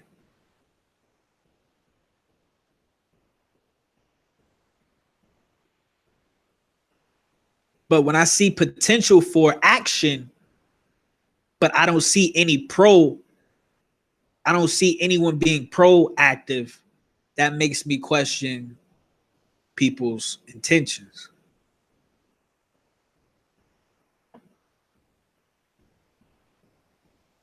No, I agree, Miss Solo. I agree.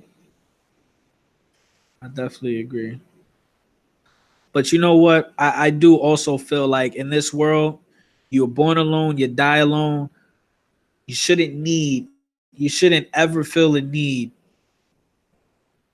to need help to make a stance. You came into this world by yourself, you're going to leave by yourself. And people might remember you for the shit you did while you was here. Right? So at the end of the day, I feel like if you're gonna make a stance, make a fucking stance. And the people that get it, the people that if you're making a real stance, the real people out there, they'll find you. Your army will find you. Your army will find you.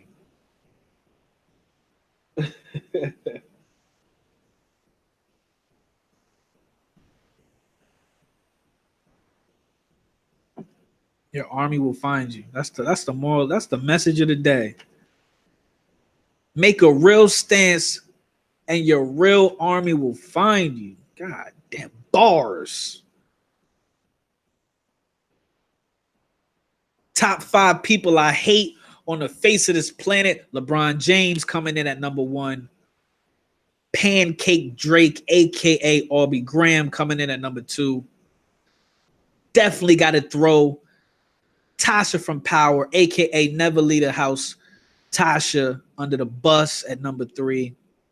And definitely Colin X, aka Colin Luther King, at number 4. I don't have a 5th person that I hate,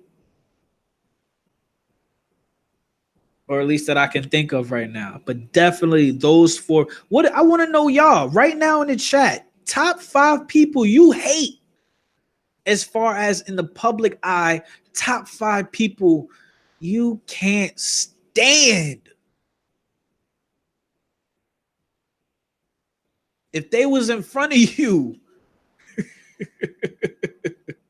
you would take penitentiary chances. Top 5, top 5. I want to see this shit.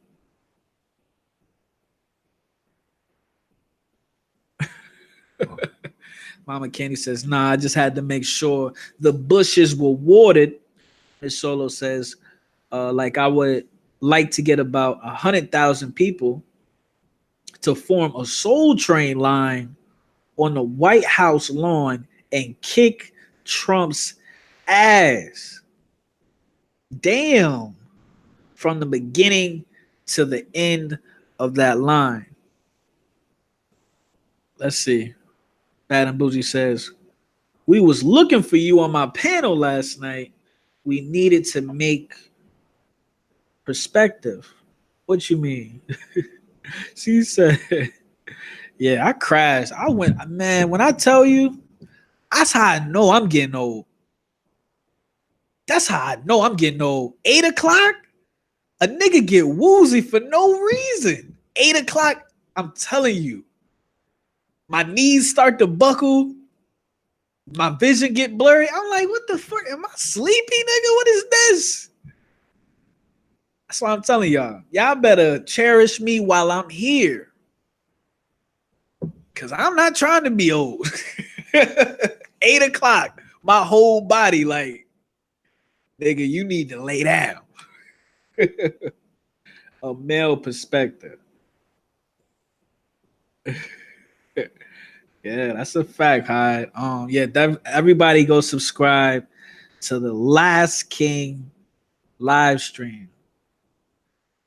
That is Hyde Reacts. Hyde Reacts is the Last King live stream. Why do y'all hate Trump? See, I don't feel like y'all hate Trump. I feel like y'all indifferent. Y'all just don't care for him. I don't feel like y'all hate Trump. See, I don't hate Trump. I don't hate Trump. He just there. He says stupid shit, but I fuck with him because he say how he feel. There's a lot of people that won't. But if he lived, okay. If he died, all right. I don't think y'all hate Trump. Or maybe you do. Shit.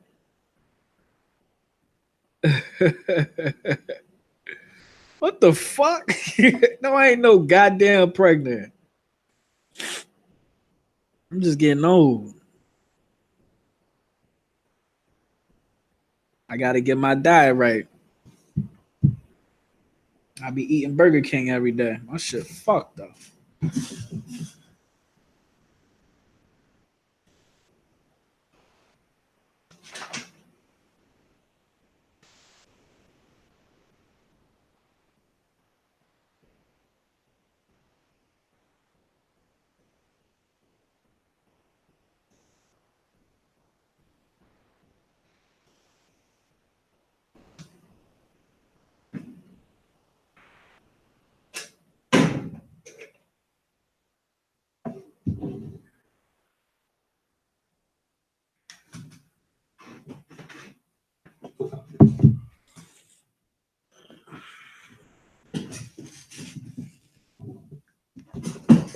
Hey, so y'all said I'm mad how all y'all said Trump.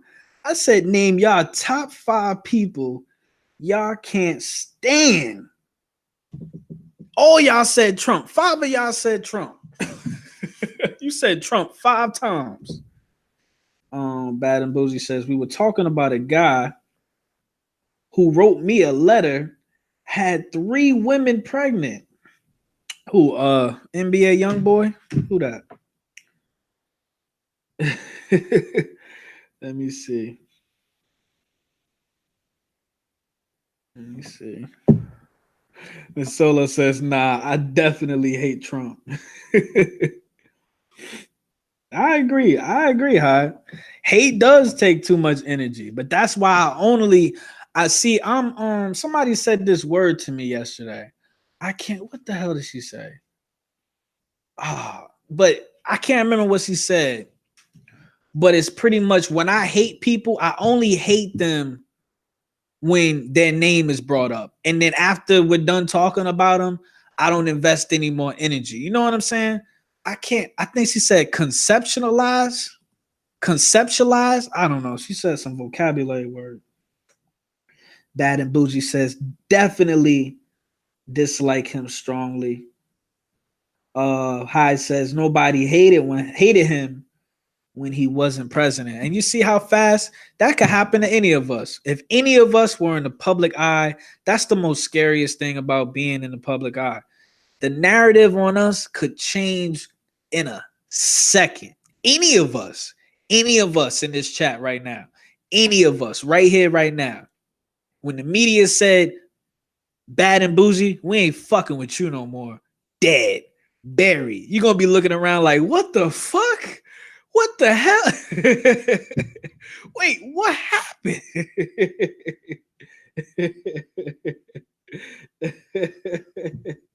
That's a fact. She said Trump has 5 letters in his name. But definitely 5 people. I'm still looking for my 5th. I'm gonna just throw LeBron in there. twice.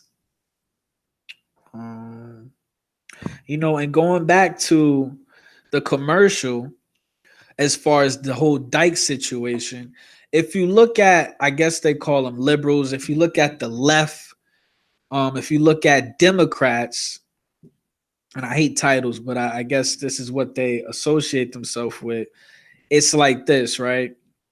They take a stance where they're like, we hate bullying. We hate it. It's disgusting to us. We do not co-sign bullying. But then if you look at these transgenders, transgender like people that want to get a kid, they want to adopt, or they want to get, have a child themselves, or you look at gay people, or lesbians, what have you, they don't want, they don't co-sign bullying.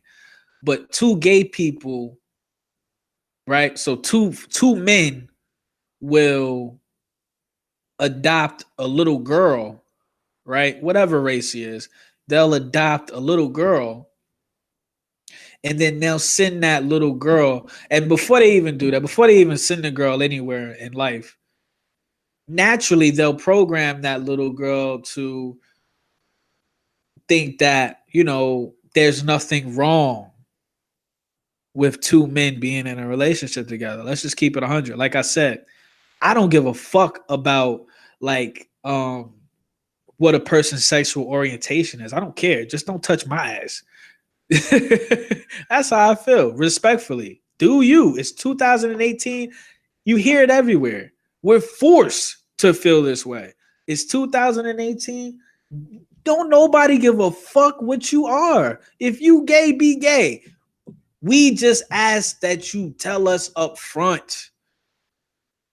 That's it. So, but as far as the whole bullying situation, the two dads will, in a hypothetical situation, the two dads will program this little girl to think that there's absolutely nothing wrong in the world with two men being married and sleeping in the same bed and having sexual relations. And if somebody says anything other than that, they're wrong, and they're like, they're meant to be demonized, right? So correct me if I'm wrong, like whatever. But let me know if you have a different stance on that. But so then with that mentality, they'll send that little girl to school, and then the girl will get bullied. They will put that little girl or child, boy or girl, in a situation to be bullied by these ruthless little motherfuckers. When they didn't have to grow up like that. They didn't have to grow up, you know what I'm saying? Maybe they did, but maybe they didn't. Maybe they didn't grow up like that, so they would never know what it feels like for that child to go to school and be bullied because that child has two dads or that child has two moms. So when you look at the left, when you look at liberals, I hate to use titles, but it seems like these are the people that associate themselves with this behavior. When you look at the fact that their whole stance is, we don't co-sign bullying, but you'll sit up there and put your own child, your own loved one in a situation to be bullied. Rambling like a motherfucker. Let's see. Let me see. Let me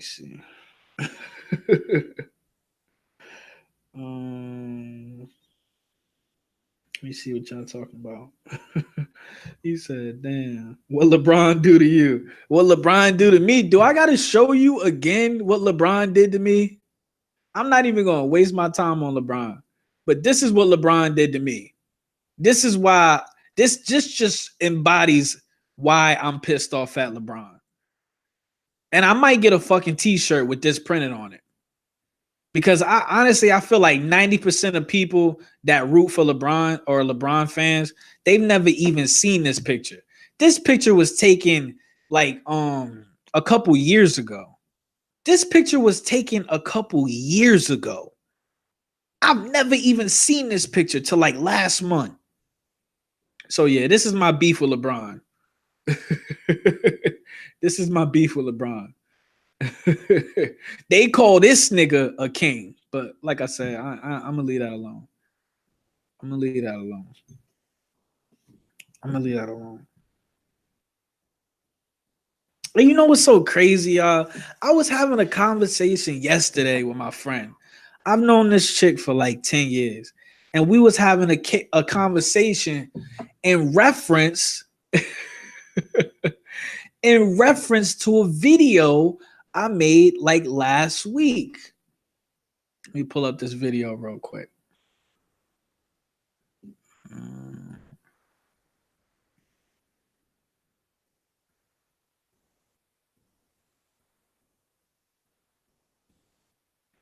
Let me see.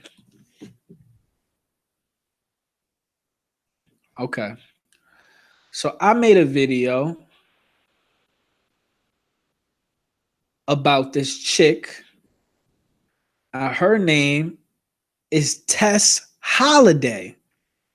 And it was an educational video. I appreciate everybody that tuned in.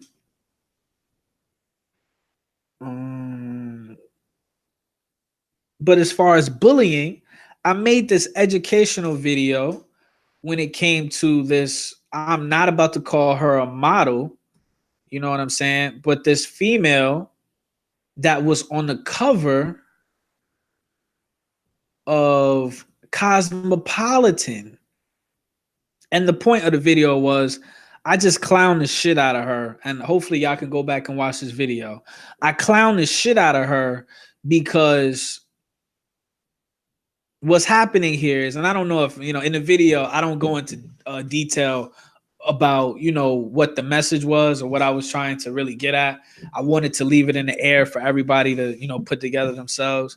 But what I was trying to get at was if you start, you know, if you start like they like if I say anything about this chick, right, in regards to her weight, they're going to say I'm fat shaming, I'm bullying. But what about them?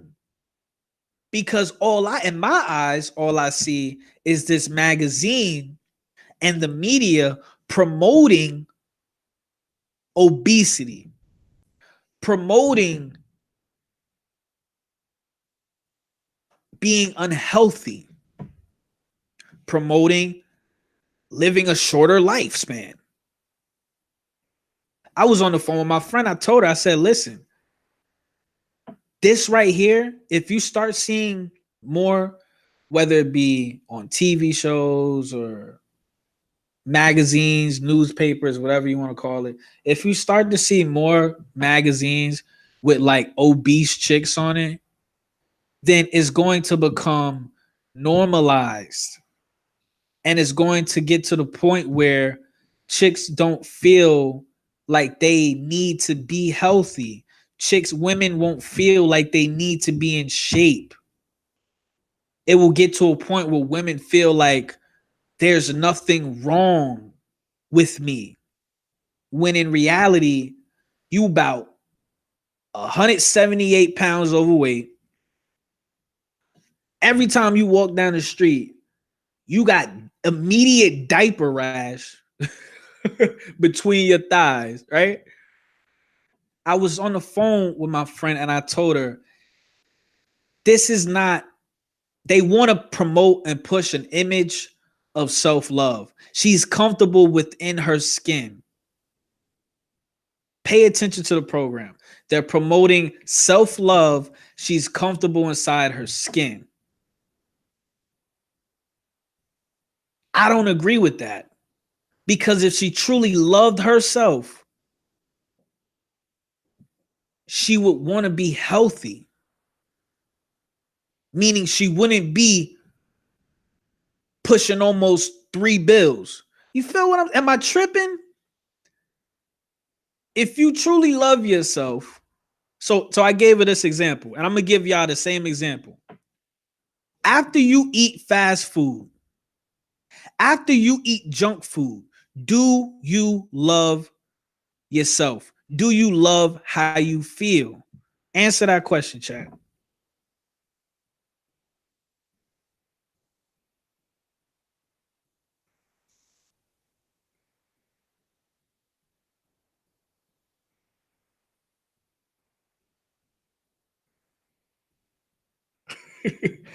Don't do that, Hot. I'm not a bully. Don't do that. Damn, Miss Solo, you gotta go there every time. Miss Solo says promoting the sale of wider caskets. Everybody benefits from this promotion in some shape, form, or fashion. God damn it. Bad and Bougie said yes if it's peach cobbler.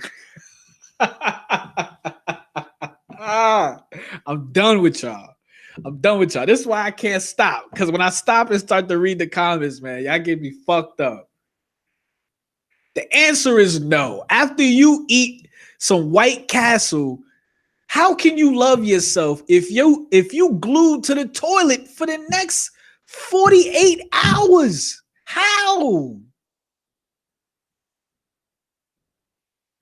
I just ate Burger King. I eat Burger King because I hate people. I hate getting out the car, walking up in somewhere. Somebody got an attitude for no reason. It's too bright up in somewhere. You know what I'm saying? Take 45 minutes to put this damn card up in the machine. You know what I'm saying? Take 40 minutes for this shit to pay. I'm a drive-through kind of nigga. It's just fucked up that no healthy. This is what I'm saying. Whoever does this, I don't even want to tell this. I don't even want to say this out loud, but whoever creates the first healthy restaurant or food spot, besides like Panera Bread, because they too damn expensive. But whoever creates the first food spot that's healthy and has a drive-through, you're gonna be caking crazy. The only places that have drive-through, at least where I'm at in Jersey, is Wendy's, McDonald's, Popeye, just processed trash, right? So after I eat Burger King, I feel worse than I did before. So I told my friend, I said, how do you feel after you eat garbage, after you eat junk food, after you eat fast food? I said, do you love yourself after you eat that? She said, well, now that you put it like that, no. And there you go. This is not me being a bully. This is me being honest, but I am bullying. I am trying to terrify this motherfucker via bullying. You know what I'm saying?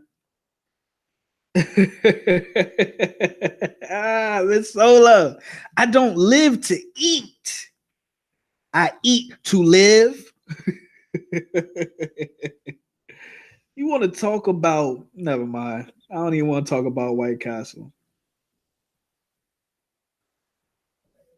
Miss Mama Candy says people need to worry about being thin all the time. She said you're gonna have to visit here and we can smoke. Damn, Miss Candy. So that was pretty much my point on that. As far as bullying, and then I went on to ask her, were you ever bullied? And then she told me that she was bullied, but she told me from bullying she became a better person.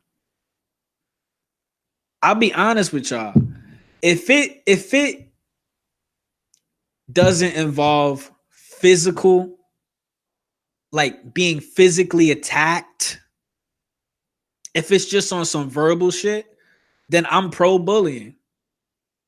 If it's just on some people calling you names, whatever the case may be, but it's not physical, it's not people putting their hands on you, I'm sorry. I'm pro bullying.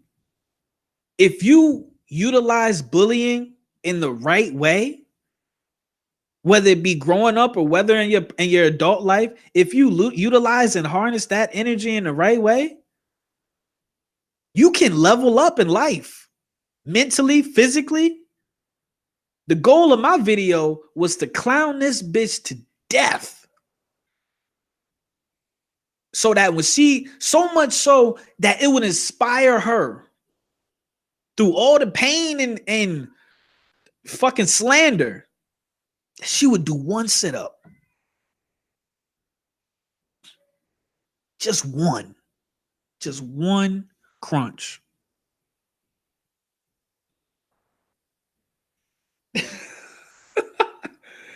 Oh, here we go. High trolling. High says bullying gives birth to school shooters. I disagree. School shooters. First of all, we can talk about MK Ultra when it comes to school shooters. We can talk about false flags when it comes to school shooters. We can talk about mental illness when it comes to school shooters. So you can't just say bullying.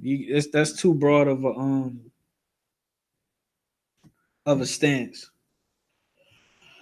Miss Solo says, don't do buffets because I don't like the idea of hundreds of people breathing on my food.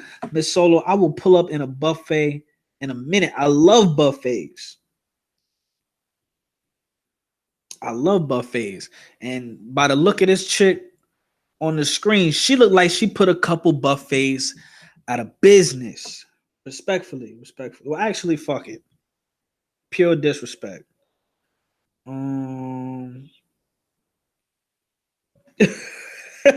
Hi, you trolling. Hi says bullying made me buy guns. No, you didn't buy guns because you was bullied. Bullying, in my opinion, is like a form of a victim mentality. Because once you go through that whole bullying phase, and then you understand what was really happening when people were doing whatever they were doing to you or saying whatever they were saying to you, once you overcome that and you acknowledge, okay, I know what's happening here, you progress, you move out of that. You can only be bullied if you haven't ascended past that way of thinking. You know what I'm saying? I think you bought guns because you wanted to protect yourself if shit pop off. I think that's why you bought guns. Oh shit. And I don't know how you can miss White Castle, man. I don't know how y'all can do White Castle, man. You want to talk about it ain't enough toilet paper in the world after eating some White Castle? Let's see. Ain't ain't enough toilet paper in the world if you eat about 15 White Castle sliders. Your whole man, you might as well use all your vacation time. you might as well use all your. You ain't got no White Castle in what? Yo, what is going on? I thought they had White Castles on the moon. I've never heard of that. And that's a fact. Kids have no chill, and it comes from the goddamn household. But y'all already know that. Y'all already know that. Let me see. Damn, they ain't got no White Castle down there. That's the craziest shit I ever heard.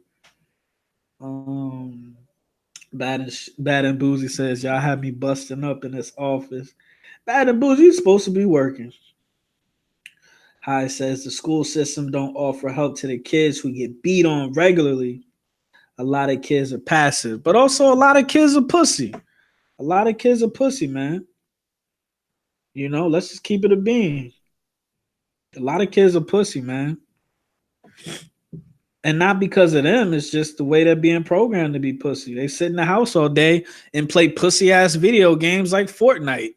That shit look like a Disney World video game with, guns in it. So it's sad. Oh shit. Let me hop up in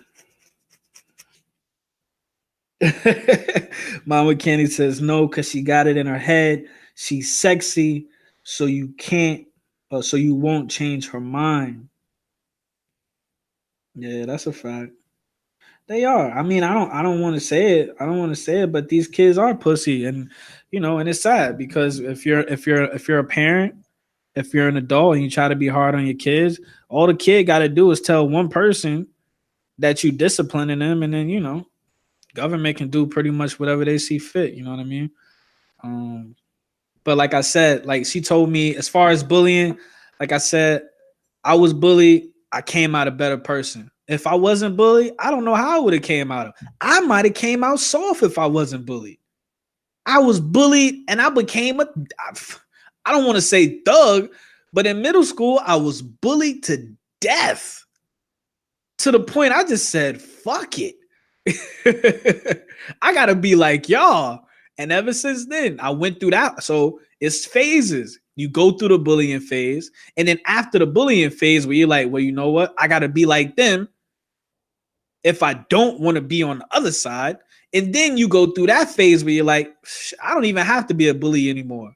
I don't even want to be a bully anymore. And then you learn what respect is. That's my opinion. So after you go through those two stages, you learn what respect truly means. You know what I'm saying?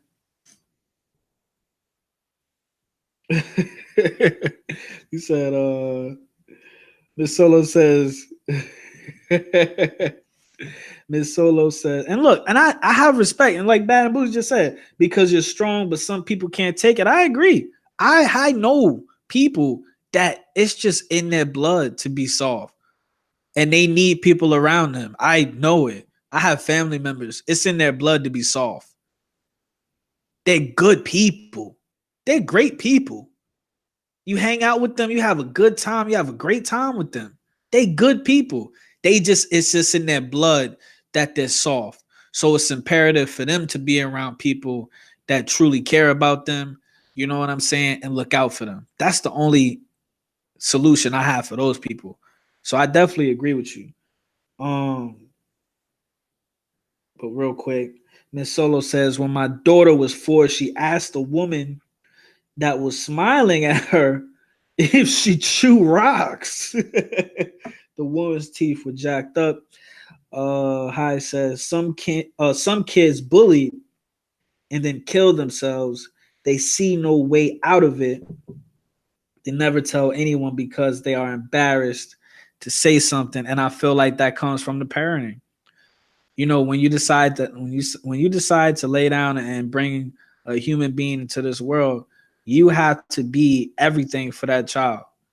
And I know it's impossible to be there for that child at all times.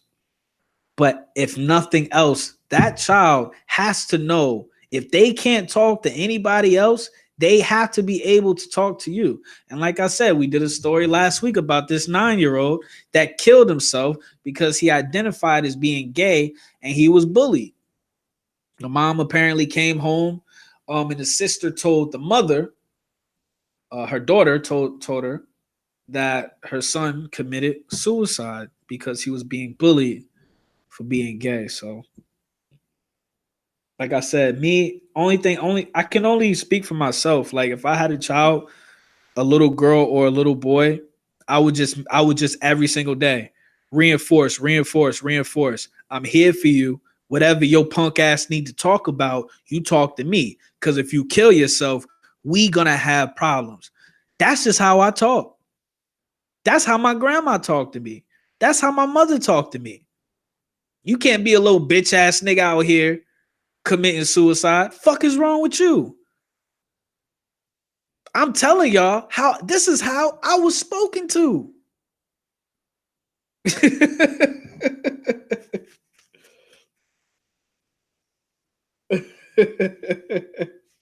This is what I come from. If I committed suicide, my great grandmother passed away a couple years ago.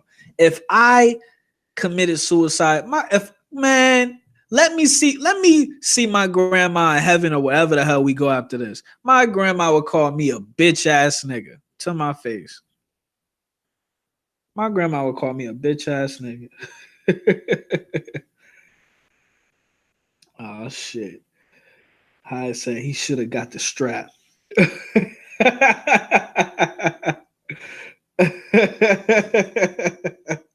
I'm just saying, and that's why I don't really like. I'll be honest with y'all. That's why I don't have a whole lot of friends. Thank you for being my friend, Hyde, and everybody in the chat. He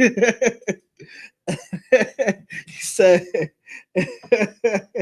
"Yo, I said, I hope you don't do counseling. I mean, it is what it is, man. I mean, look, I'm keeping it a buck with y'all. I could definitely, soften it up, but at the end of the day, the message is still gonna be the same. I'd rather just keep it a buck. I'd rather just keep it a buck, man. All I know is what I come from, and that's just what I come from. Let me get this fat ass fucking spawn of a walrus off the damn screen, man. Shit. You know what I'm saying? Let me see. Bad and Boozy says, I can't. Your little punk ass needs to come to me. What the fuck?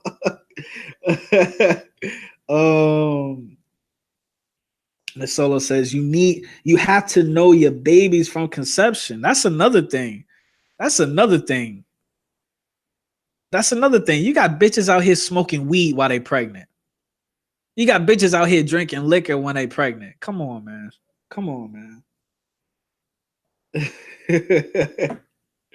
Miss Solo says their character, mannerisms, all that. Man, the first person I think of, fucking beta male, bitch ass Tariq from Power.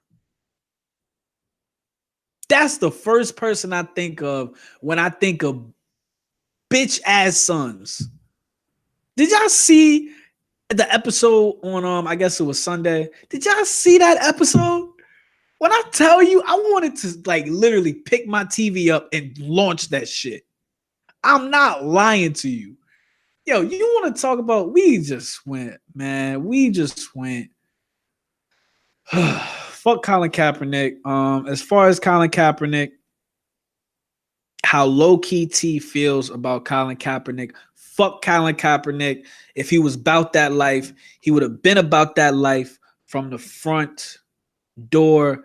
That's all low-key T has to say about Colin Kaepernick. If you're going to stand for something, then stand for it. You had an amazing opportunity and a massive platform that is Nike to speak and deliver your message about police brutality.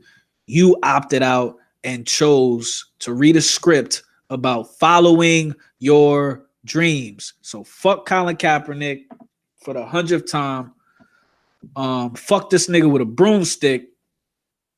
Pause. And this will be the last time Low Key T will comment on Colin X, aka Colin Luther King. Kick rocks, nigga. Bitch ass Tariq. Snitching ass Tariq. Wanna be gangster ass Tariq. Damn, I'm really typing in bitch ass Tariq on Google. Bitch ass. Does anybody like Tariq from Power? Keep it 100, chat.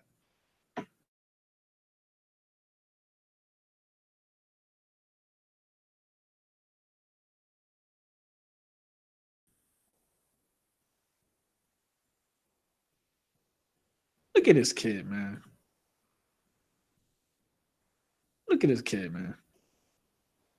Teach me the game, Ghost.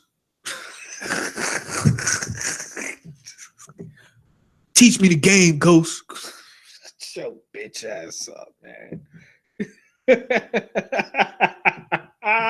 This Solo says, I think Tariq is the most hated teenager in the planet at this point. You want to talk about super facts? Oh shit! Who a hood rat? Who was a hood rat? Where are we going with this? Oh man! But yes, family. Bitch ass Tariq. When I think of beta males, this is what I see. I see his face in my mind. I don't know how we got to beta males, but yeah, Tariq. I don't fuck with this dude in the show. I guess we're talking about Power now, but really quickly, I do want to say I feel like Power is completely about Power. The whole TV show that is Power. I feel like it's completely about protecting Tasha and Tariq. And it really upsets me because I feel like they are the two most throwaway characters in the whole entire show. I feel like neither Tasha or Tariq bring anything to the show. They don't even bring scraps to the show. They killed off Julio. Julio was the distributor. He was an amazing character. He really didn't do much. He really didn't say much, but he had good energy. Every time I seen him in the show, I fucked with him. He seemed like a real, believable character. He played his role. I fucked with him. They didn't killed off Raina for what reason? I have no idea. Can somebody tell me why they killed off Raina? I have no idea why they killed that dude off. God damn. Bad and Boozy said bitches that smoke while pregnant. They can't get enough of the Reggie. But yeah, they didn't killed off Raina, and Raina was a funny looking character herself. She had all that skin on her face. She had them little beady eyes and all of that face meat. So much head on her. But I liked Raina. I went back and I watched all the seasons. I put myself through that bullshit. I watched all the seasons. It was torture. But I'm glad that I made it out alive. But I actually liked Raina. She had the balls out of the siblings. She stood up to that Ray dude, whoever he was. She stood up to him. She said, I know who you are. She got murdered in cold blood over Tariq because Tariq was one of these little ass beta male kids that thought he had control over the situation, but had zero clue or idea of the fuck shit he was actually in. But yeah, I do agree. Nah, this is real life. How there's people like this in real life. That's why I'm mad. There's people like Tariq in real life. This ain't just TV. There's kids running around like Tariq that want to be, they don't know their role. That's my point. They don't know their role in life, in their life, and other people's lives. They don't know the role that they're supposed to play. They try to play a role out of the script. And in return, by doing so, they end up damaging the people's lives around them. That's real life. Trust me. I personally know people. I've been in relationships with females that I'm playing my role. I'm doing what I'm supposed to be doing in a relationship. The female is getting out of character, out of role, doing whatever the fuck she want to do, and it's damaging our entire relationship, whether we're, in the house or out in the street. So I think that's very real. Here we go with the emotional shit. You the only one in here that think I'm emotional. Anyway, let's see. And hi, do you even watch Power? So hi, do you even watch Power?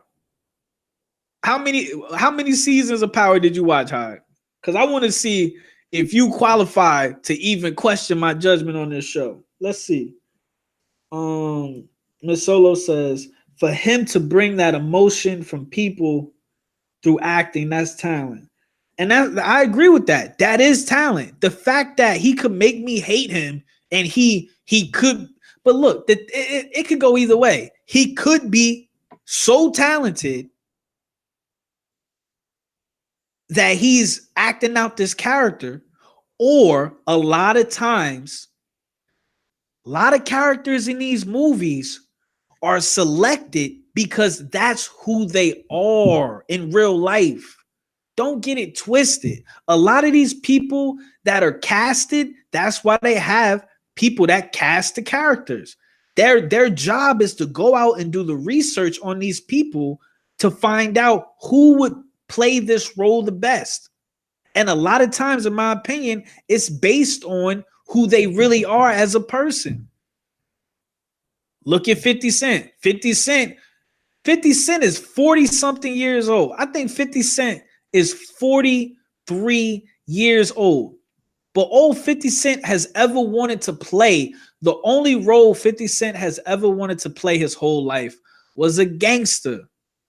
And now he's finally on power. He's playing a gangster. His role is believable because this is, whether he was a gangster or wasn't a gangster, this is the role that, you know, he strived to live. So it works. You know what I'm saying? But I'll be honest with y'all. A lot of character, I think a lot of y'all know this.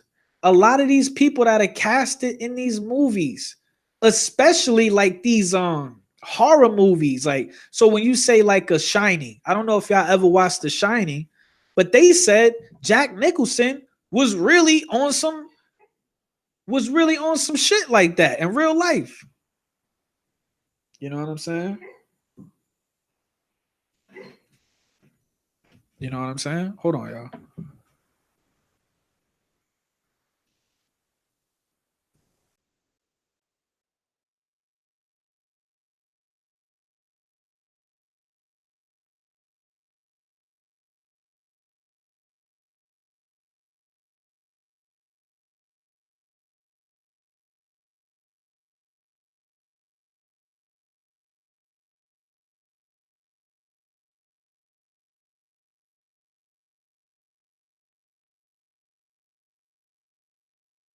Tell me right now, y'all don't know somebody in y'all life right now that would play a great role for a certain character, right?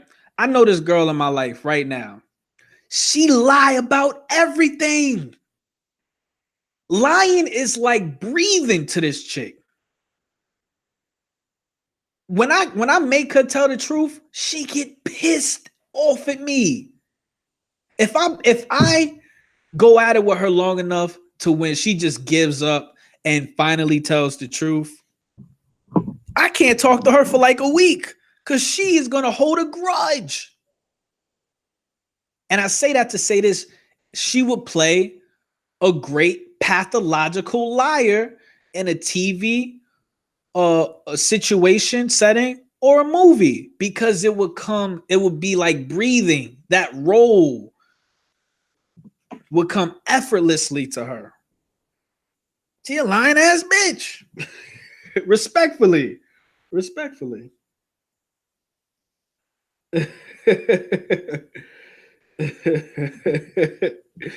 Now, yes, Mama Candy. I didn't Mama Candy Hide watches Animal Kingdom. When I did a video about that, I found out Mama Candy watches Animal Kingdom. Mama Candy is with the shits. Mama Candy got good taste. Miss Solo says, hell, I hated Danny Glover because of his role in The Color Purple. I never even seen that shit. All I know was, man, what was her name? Whoopi Goldberg, man, she looked black as hell in that movie, man, respectfully. But I never really watched Color Purple. And honestly, I ain't gonna hold y'all. I don't feel no need to watch The Color Purple. I'm over slave movies, man. I'm over it. I'm over that shit. Can y'all believe that? A race physically went through slavery and now we reliving it in a movie theater. What kind of shit? This is truly, like how I was saying, a capitalist motherfucking country. We up there sitting in a movie theater reliving slavery on a 190-inch screen. butter and popcorn, Reese's, Diet Coke. Make no damn sense, man. Miss Solo says Danny Glover made like 4 movies after that before I would even watch him on another movie. That's a fact. High says I only watched Animal Kingdom. You said Power was trash. You didn't like shit about it. You sound emotional. Sounds deep, rooted. Yeah, I hate that show, man. It's just on Power, the characters. It's not believable. You know, when you watch a show like Animal Kingdom, when you watch a show like The Wire, when when you fuck a bad bitch, or for the females, when you fuck a nigga that know what he doing, when you get up in some guts and then the creme de la creme of guts, and then you go out and then the next chick you mess around with, it feel like you throwing a hot dog in a damn washing machine or something. You at the end of the day, like I think John said it, somebody said it on the stream, you can't hide the truth. You can hide everything else. You can hide money. You can hide bodies. You can't hide the truth. You know what I'm saying?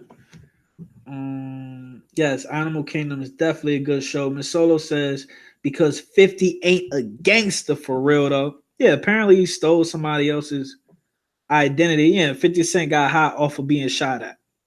Can y'all believe this? We live in a world where you could become famous off of being a victim.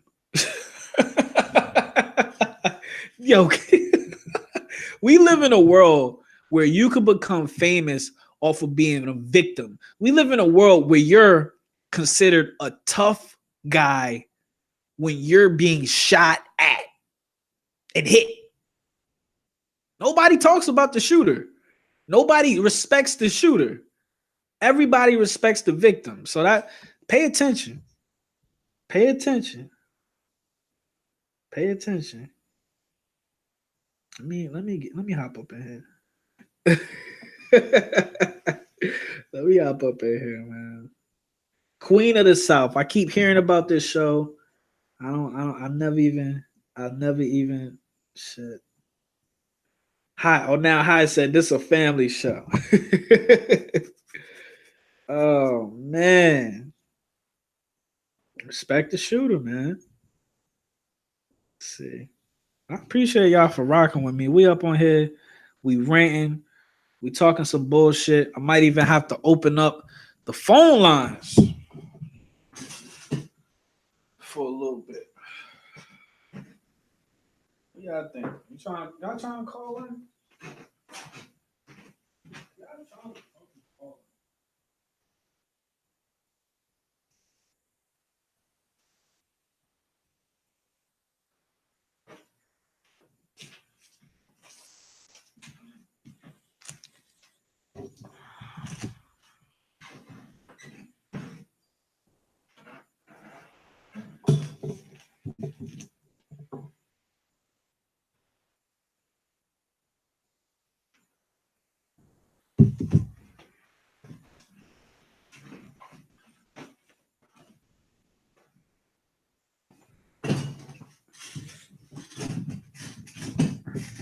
All right, bear with me, family.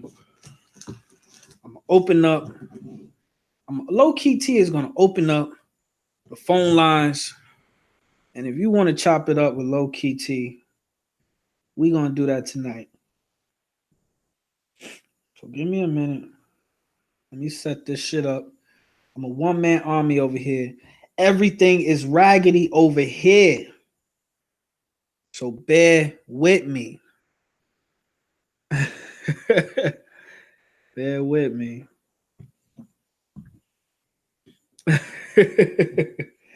Bear with me. Let's see. But yes, if my son came out like Tariq, I would have dragged his ass across the floor. And that's another thing that I don't like about Tariq's character and Power. It's just not believable. in the whole entire show on Power. Not one time has Ghost picked up Tyreek and tossed his ass somewhere. Not one time. We're gonna be on the 6th season. 6 years of seeing this fucking big lit bastard on my TV. And not one time has there been a real moment between a father and a son that wasn't acting right. Why do I say that? I say that because I remember being 7 years old, fist fighting my father. I remember being a couple years after that, 12 years old, fist fighting my father. I remember a couple years after, man, I've been fist fighting my father for years. Me and my dad was scrapping until I moved out of my fucking house.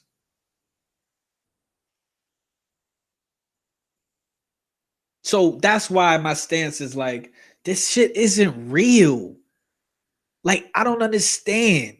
What father doesn't handle that situation? I'm not saying beat the shit out the kid, but he don't even smack him on the damn wrist. Give me your phone. Give me. Sometimes taking away the phone ain't gonna do the job. I'd be like, listen, son, you think you a tough guy. You want to be a gangster so bad. Let's go box. Let's go 12 rounds. I bet you won't make it. Go ahead, put your head protection gear on, put your gloves on. I ain't even gotta hit you in the face. I will fuck those ribs up. I'll fuck that liver up, have you shitting on yourself. Because at some point in time, every boy is gonna have to learn how to be a man a different way. And just the way Tariq is headed in the show, he's working on an emotional level, on a very feminine way of thinking. He's moving through the streets like a female. No disrespect. Like I said, queens and bitches is two different things. He's moving through the streets like a bitch. So that's when Ghost would need to step in. And I'm sorry, Ghost would have to fuck him up. I'm sorry. And that might not even help. But he got to do something. Because apparently Tariq thinks Tariq thinks Kanan cared about him for some reason. For some reason, just because Kanan gave Tariq a couple packs to get off, and he's like, yeah, this nigga loves me. But meanwhile, Ghost was doing everything he could to keep his son away from that life, and he hates his own father. I'll whoop this nigga's ass, man. Oh shit, my bad, y'all. My bad. I was see when I be going in. No, I like Kanan. When I be going in, y'all. Yeah, I don't look at the chat when I'm going in. All right, hold on, But Mama Kenny, you ain't even. We don't even watch Power. Hold on, y'all. And real quick.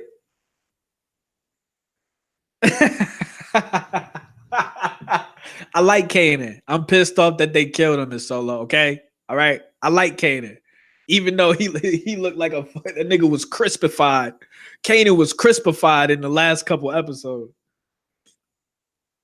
But real quick, shout out John Hardy. John Hardy sent me my weekly horoscope today. Everybody go subscribe to Astro Enlightenment on YouTube. Check out johnhardynow.com. You could speak to him, and maybe you could receive a weekly horoscope. His weekly horoscopes pretty much tell me everything I need to avoid, everything I should be paying attention to. And his guidance helps me out, man. I'm glad I met this dude. So definitely check out Astro Enlightenment on YouTube and go check out johnhardynow.com. All right, family. Now let me set up the phone lines. Let me set up the phone lines. Hold on. Let me try to figure this shit out. That's why I need an assistant in this motherfucker. Shit. see.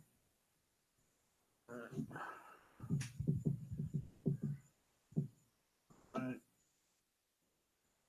Bear with me, family. Bear with me.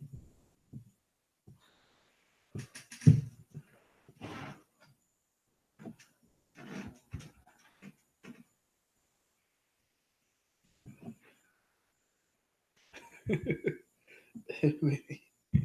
Shit.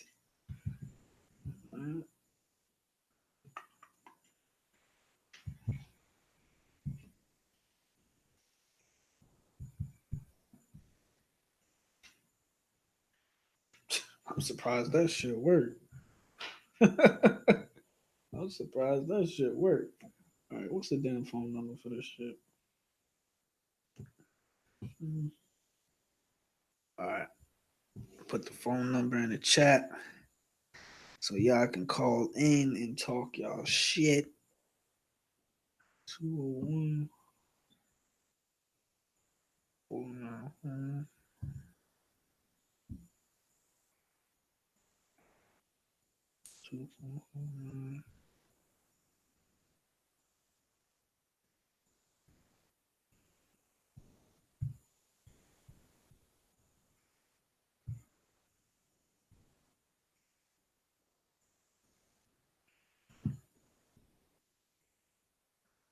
All right, y'all. If y'all want to call in, family, I put the call number in the chat. I don't know how the hell Mama Candy had the damn number. Pay attention. But if y'all want to chop it up, we talking Colin Kaepernick. I really don't want to talk about Colin Kaepernick. I feel like we buried him. But we talking Colin Kaepernick. We talking power. I'm gonna hop over to Twitter real quick. We talking Animal Kingdom.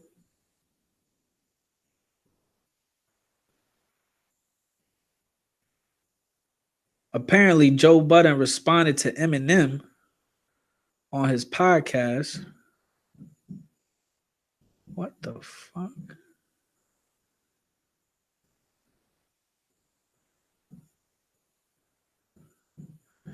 Oh shit, they got a couple. Kanye West issues an apology to Drake. That nigga don't want no smoke.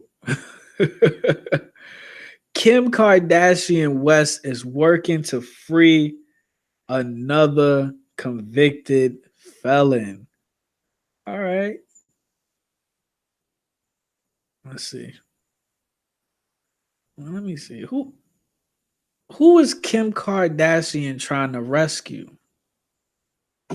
Let's hop up in here real quick. How you gonna slander somebody? How you gonna slander somebody, Hyde, and then say with all due respect? Kim Kardashian West is working to free another convicted felon after her role in getting Alice Johnson released from prison earlier this year. Kim Kardashian West is now working to help another convicted felon. This time, her sights are set on a 30-year-old Chris Young, who was sentenced in 2010 to life in prison for marijuana and cocaine possession. Fuck Johnny Cochran. I'm about to call Kim K. Hold on. Hold on.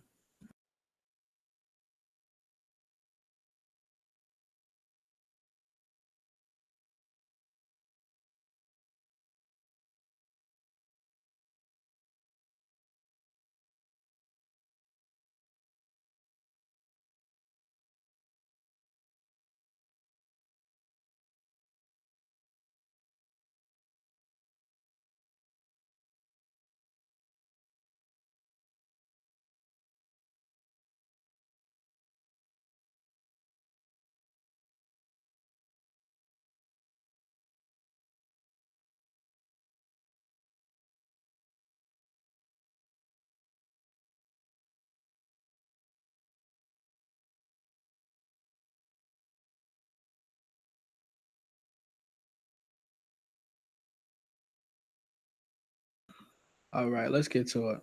And once again, if y'all want to call in, y'all done made me fucking find the damn phone line.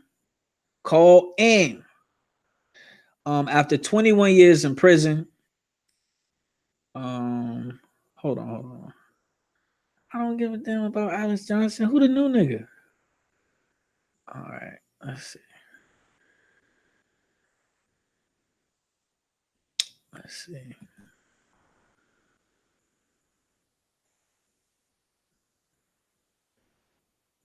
Let me find out Kim K got clout like this. Let's see. Okay, so Kim K goes on to say, yesterday I had a call with a gentleman that's in prison for a drug case. Got life is so unfair. He's 30 years old. He's been in for almost 10 years, she said. So he went to jail when he was in his 20s. When he was like probably 19 or 20. Kardashian says that Young was sentenced to life without parole for possession of marijuana and half a gram of cocaine only because of mandatory sentencing regulations. She also says she's spoken with former Tennessee judge Kevin Sharp, who resigned because the law forced him to meet whatever the fuck out such a harsh sentence. I was on the phone with the judge that sentenced him to life. What? What the said Kim K in the sit down, who resigned because he had never been on the side of having to do something so unfair, and now he is fighting alongside us to get Young out. So are you telling me the judge sentenced this motherfucker, but he didn't want to, and now he's trying to get him out? Do you see the world we live in? Kardashian also said that she talks regularly with President Trump's son-in-law and aide Jared Kushner, whom she called passionate about changing sentencing laws. God damn, man. Can y'all imagine that? Can y'all imagine Kim Kardashian from taking back shots to the Oval Office?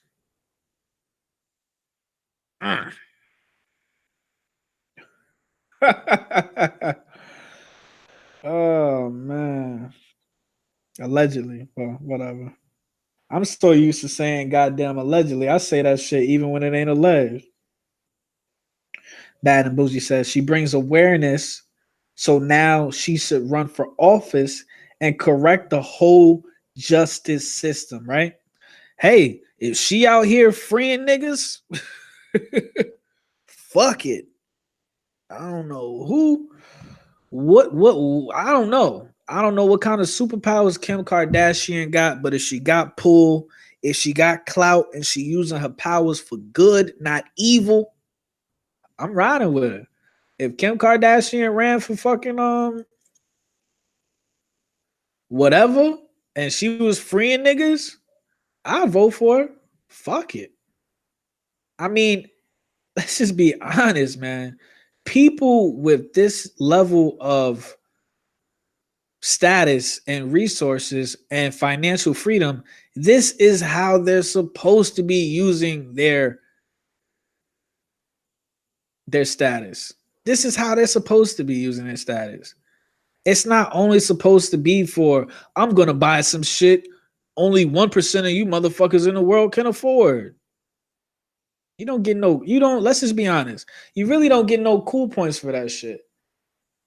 If you a celebrity or you famous or whatever the case may be, you got your money right, and you out here buying cars that only 50 people on the whole planet can afford, you're not going to get no respect when you try to be around regular people with that car.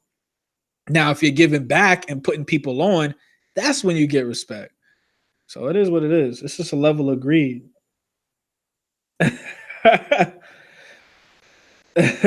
Nah, Miss Solo. I think that Nicki Minaj said she was the new Harriet Tubman. Yeah, I think that was Nicki Minaj. Miss Solo says everybody tired of the heifer. She can't break the internet with her body or culture appropriating hairstyles. So she just got to do something different. Damn. So you feel like this is just a publicity stunt, Miss Solo? Somebody need to call in on this damn phone, man. I didn't turn my AC off and put this phone on the charger for y'all. Freeze them. I'm sorry. I'm sweating my ass off in here.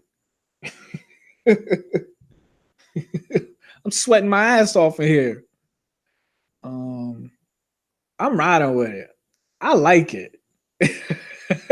I don't think I've ever said I like anything about Kim Kardashian, but if she's out, if it takes Kim Kardashian to free niggas, then fuck it. I have no choice but to ride for her. Especially if it's really if the truth is he got life in jail over weed and cocaine. If that's the truth, then shit. I have no choice but to ride with her. Hopefully, that's the full story. Hopefully it's not some shit that they not telling us. Let's hop up into this Kanye shit. If it ain't some bullshit with Kim Kardashian, it's some bullshit with Yeezy. She said Kim K free niggas. That's a fact. Um, let's see. Kanye West issues an apology to Drake. See, that's the type of shit you can do though after you won. After you win a battle, you can say some shit like that. After a lengthy feud, Kanye West says sorry for any negative energy towards Drake and addressed the speculation that he was involved in Pusha T's diss track, The Story of Adi Don. Just hours after the release of Pusha T's Infrared, Drake fired back with a diss of his own Duppy.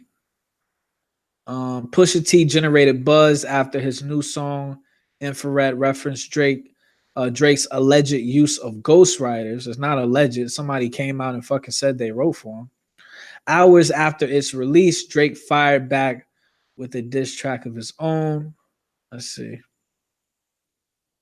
Kanye West says he and Drake will reconcile one day and denies giving Pusha T intel for diss track. So this nigga's out here copping, please. Wow. Do y'all see this? Hold on. It says sending good. This is Kanye West, by the way. This is Kanye West, by the way. Oh shit, you called me. I had the volume down. Let's see.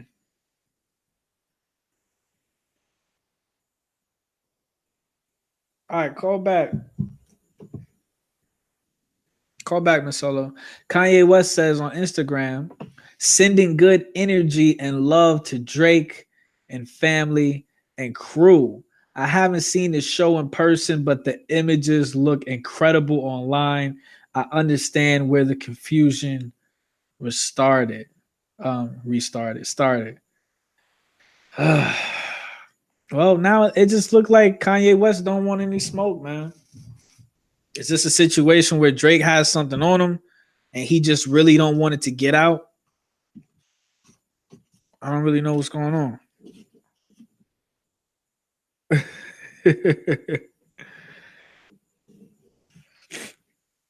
I know what happened. Miss Solo called. The phone rang one time. She hung up.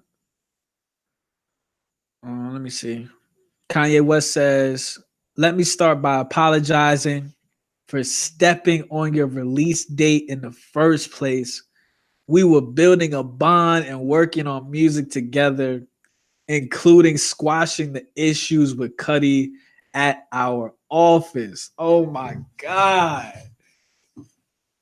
This is why I just don't even fucking listen to rap or hip hop anymore. Hold on, I don't know what you doing, Miss Solo. You over here, Miss Solo. Why is you playing on my phone?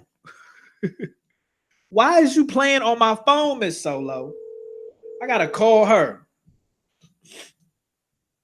Let me see. Hold on. Let me see.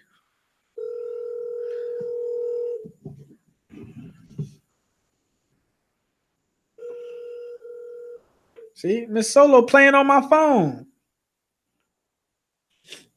Me and Miss Solo playing phone tag. Kanye West says plain taxing for takeoff because we spoke about doing lift yourself together. I should have given you the opportunity for you to do this together before I released it. Since we were building as friends and brothers, I should have spoken to Pusha about the Quentin Miller bar. There should have been no songs with my involvement that had any negative energy towards you. Let me continue to play phone tag.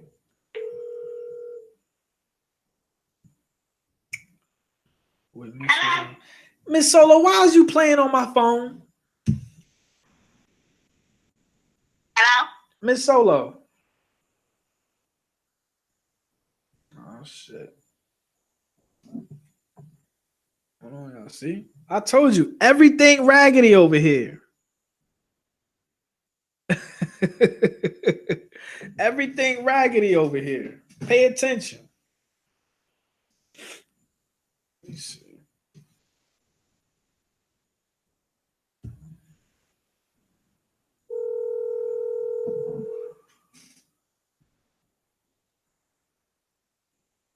Hello? Miss Solo. What's up, man? I was like, damn, was I talking about Trump too damn much? They just got all up in my phone and fucked it up. Right. My bad, government. Miss Solo, why are you playing on my phone? I was not playing on your phone. I kept hearing like the text message person, whatever, needs you to leave a message or something. That's what it kept saying. All right. And then when I came back to the chat, I could hear your phone ringing. It's like lagging or something. Yeah, it's a delay. When we talking right now, it's gonna be a delay. So it's like a couple seconds before they can hear what we talking about. But okay, I'm used to that. Now, real quick, I appreciate you for calling in. It's your second time calling in the low key tea.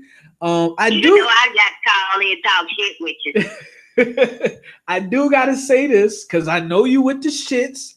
You know, we gotta be careful with what words we say, what people names we say, you know, because we don't want to get shut down, you know. So if you can do me that favor, but what do you feel like talking about tonight? We got Colin Kaepernick on the table, Kanye West copping, please. Your girl Kim K is she out here saying, let my people go?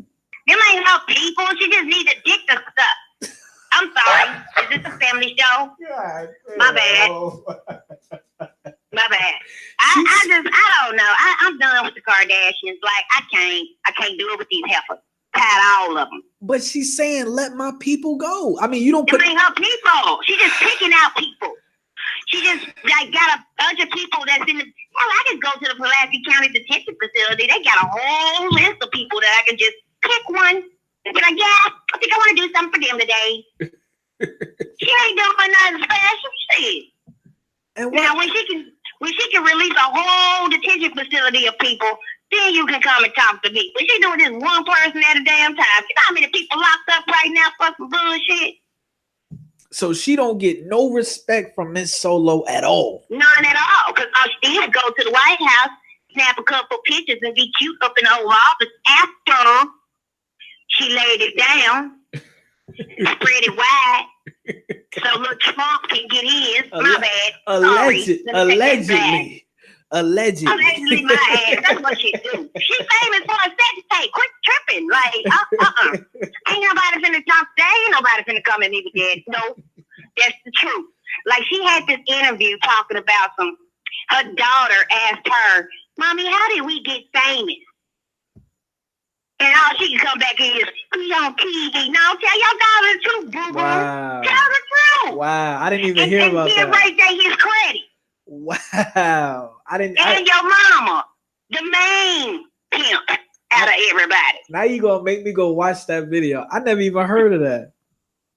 What? Oh yeah. She had an interview, as we just put in the Kim K video, interview about when her daughter. You can Google that shit. When her daughter asked her what she did or how she got famous. Type that up in YouTube. I bet it's all over the place. Wow. And she got stuck like hell. Wow. She got stuck. She even got stuck behind it. Had to do a little chuckle and push a little hair behind her hair and we're on TV, baby. Bullshit. You got famous because you had a sex tape with Ray J. Give him his props now. Give him his props. That's a fact. Now, other than Kim K, Miss Solo, since you co-hosting the show with me right now, what do you feel like talking about tonight? I'm gonna hop back on Twitter to see what's trending.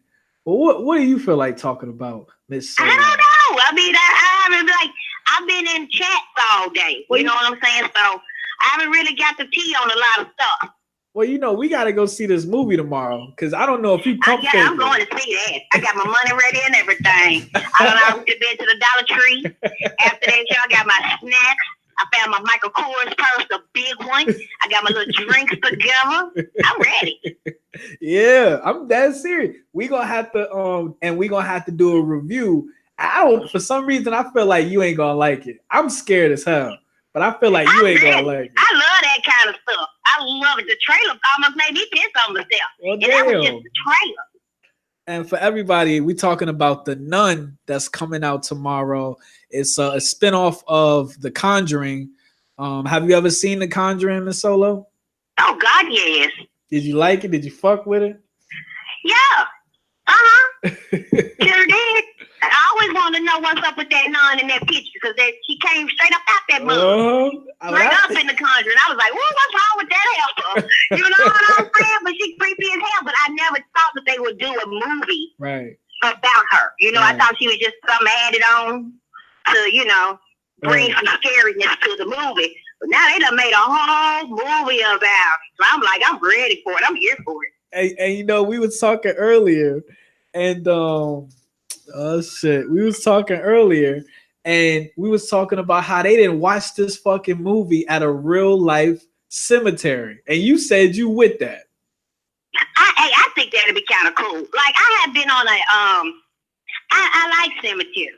Let me go ahead and keep that 100 with you. I love them. But who say that though? They are very interesting. They are.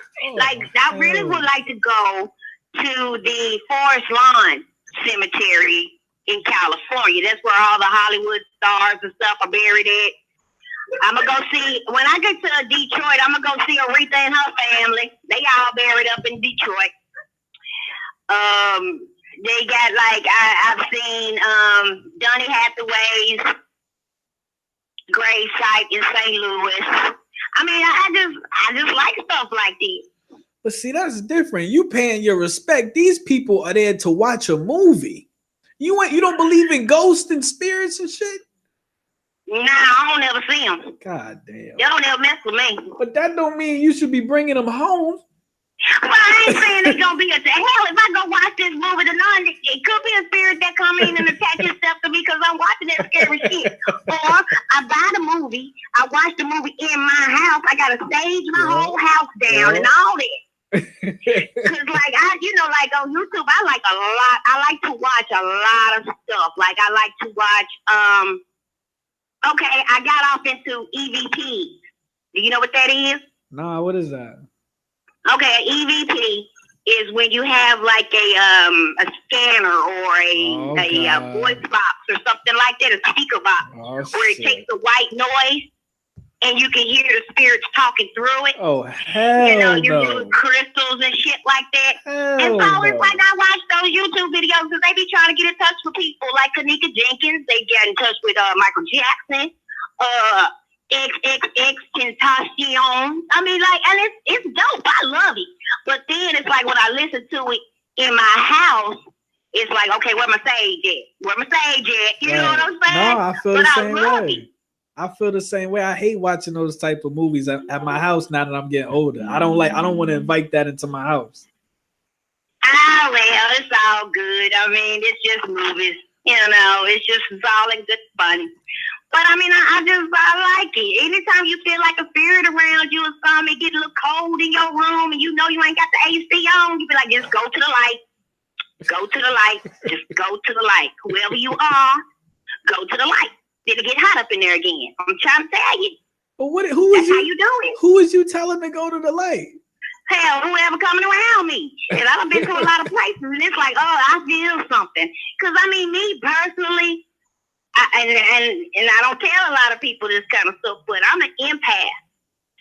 I feel shit. Oh, like, shit. If you feeling, okay, like if I'm around you and you angry, I feel that.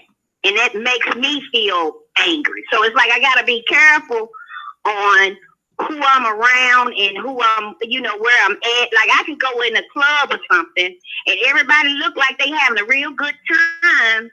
But if I feel a certain type of vibe and I'm like, oh no, something not right up in here or something to go down, I'll bounce. That's why I drive myself everywhere I go. Right, I don't ride with nobody because I'm like, when I'm ready to bounce, I'm out. Now, if something happens that night, then hey, I'm safe. If nothing happens, then okay, then you know, whatever. But that's a chance I'm willing to take. Like, fuck that. I'm out. I've escaped a lot of things because of that. And I'm very intuitive when it comes to things like that. That's so I work off of vibes and people's emotions and stuff like that. That's a fact. And I'm the same way too. I like to drive everywhere I'm going. I like to be in control as far as when I can get out of a situation or get into a situation. But I do want to bring up this whole Young Buck situation. Have you heard about this whole Young Buck situation from G? Yeah, he hit it. I'm not familiar with this at all. Young Buck and the trans like, that's been going down for years. I just heard. Hold on, this shit says alleged transgender sex tape with rapper Young Buck leaked plus diss track. Oh, damn. Well, I don't know. You know what? When it comes to the transgender community, I don't really know what to call them. I don't want to be disrespectful. I don't know if I should call them, you know, call her or him or call. I will never call somebody a it. Right. You know, like you're not a it. You're not a thing. You're a person. But shit, what do I call you? A shim? Like what do I do? So it's like Shim came out and was like, look here, that's been my boo. We've been off and on for years. Quit tripping. Right. So then another one of these YouTubers out here was getting an interview with her. I'm sorry, Shim and another Shim that was with Young Buck. Man. She's getting an interview with them, and then they backed out because Young Buck done got to them and threatened them and was like, hey, don't go on here. Now there's a tape out where she got him on a call or some text messages or something. Right. Where it shows him contacting her, him, saying, look her, like, drop this shit. Don't do that shit. That's not cool. And I'm like, oh, okay. So, yeah, come on out that closet, Young Buck. Like, damn, we've been dealing with you in this bullshit since like 2016. But wait, you ever feel like it's going to be a situation? Because you know it's going to eventually, like, go get it even bigger. But you ever feel like it'll be a situation where females are okay, where this won't be a situation? It'll kind of be like, oh, okay, he's fucking a transgender person. You ever feel like females will ever feel like that or get to that point? I mean, look here, let me tell you something. I don't get down with it. I mean, hey, but hey, what you do is what you do. Like, I ain't mad at you. That's what you like. That's what you like. As long as you honest about the shit, right. Don't come fucking with me. Then hey, I'm cool with it. Like, hey, you like them shams, huh? That's what's up. That's what's up. But see, I knew that he had a problem. You know, I knew when he went on live and started acting all super hard. You know, like, I'm the motherfucking man. Blah, blah, blah, blah. But they started doing that. You know he hit it. You know he hit it. He came back too damn hard. Yeah. I saw that. He was in his feelings. He was going in. He was too gangster with it. I was like, yo, come on out there. He was like, pull up. We can handle it. You just go ahead and put out your good little track and stuff. You know what I'm saying? If your beat bumping hell, I like rock with you anyway. You know what I'm saying? But I won't be like one of your groupies or nothing. You know, I'm like, because I know what you like. I came with just the pussy. That's all I came with. That's it. So I don't have no extra stuff for you. So I know you're not gonna be attracted to me anyway. But just come on out with a good CD. You know what I'm saying? Get some hardcore beats with it, and I rock to it. I don't care who you screw. But I'm tired. Him and Bobby Valentino too. Oh man, you had to bring up Bobby, but we haven't heard from Bobby V ever since. Oh yeah, we ain't heard from Bobby V since that transgender ran him out. And that's why I bring that up. With his hands off, he came out there with his drawers on, one sock and a heartbeat. That's the way he came out there real with you. Like, hey, you forgot your keys, Bobby V. Hey, Bobby V. Where's your keys at the keys? How you gonna leave, Bobby V? Oh yeah, she caught all that. I was here for it. But that's the hypocrisy though. That's the hypocrisy. That's the hypocrisy when it comes to hip hop, because you got Tekashi 6ix9ine running around here looking like a female. I'm just saying, like it's okay. I think the hypocrisy. It's not hypocrisy. I just think that people just want folks just to be honest about who you are. No, that's what I'm saying. To be something that you're not. No, that's what I'm saying. I feel like a 6ix9ine walking around out here looking like a real life girl, and so why can't Young Buck be out here, you know, fucking another tranny or whatever the fuck, fucking a nigga that looked like a bitch? You know, like, do you kind of feel what I'm saying? Like, I feel like, like I said, hey, Young Buck can do whoever he wants to, but he don't pay my bills and he ain't fucking me. So I don't have a problem with who he doing, you know, who he dealing with. I don't have a problem with that at all. I just want him to stop lying about it. Right. And Speak your truth, Young Buck. Right. Speak it. Right. And that's the same thing I said earlier. I said, it's 2018. Don't nobody have a problem with gay people. It's just about when they not honest, when they not upfront and say, hey, look, I'm gay, I'm this, I'm that, I'm whatever. You know what I'm saying? Opposed to you in the club and you think you dancing with a bad bitch, and then you get home. Now, see, that's another thing. Now that part right there, I don't like that. Yeah. You know, when people, you know, they'll be like, well, I'm a female, and then when you get behind closed doors, they'll be like, turn off all the lights. Turn them off. You know what I'm saying? Like, I'm gonna need to see all this. That's a fault. I'm gonna need you to keep them lights on. Because I mean, hey, this day and age, some of these shims out here look good for women. They look really good. And they haven't went through that whole transition yet, because that's a very expensive operation. You got to have your money together.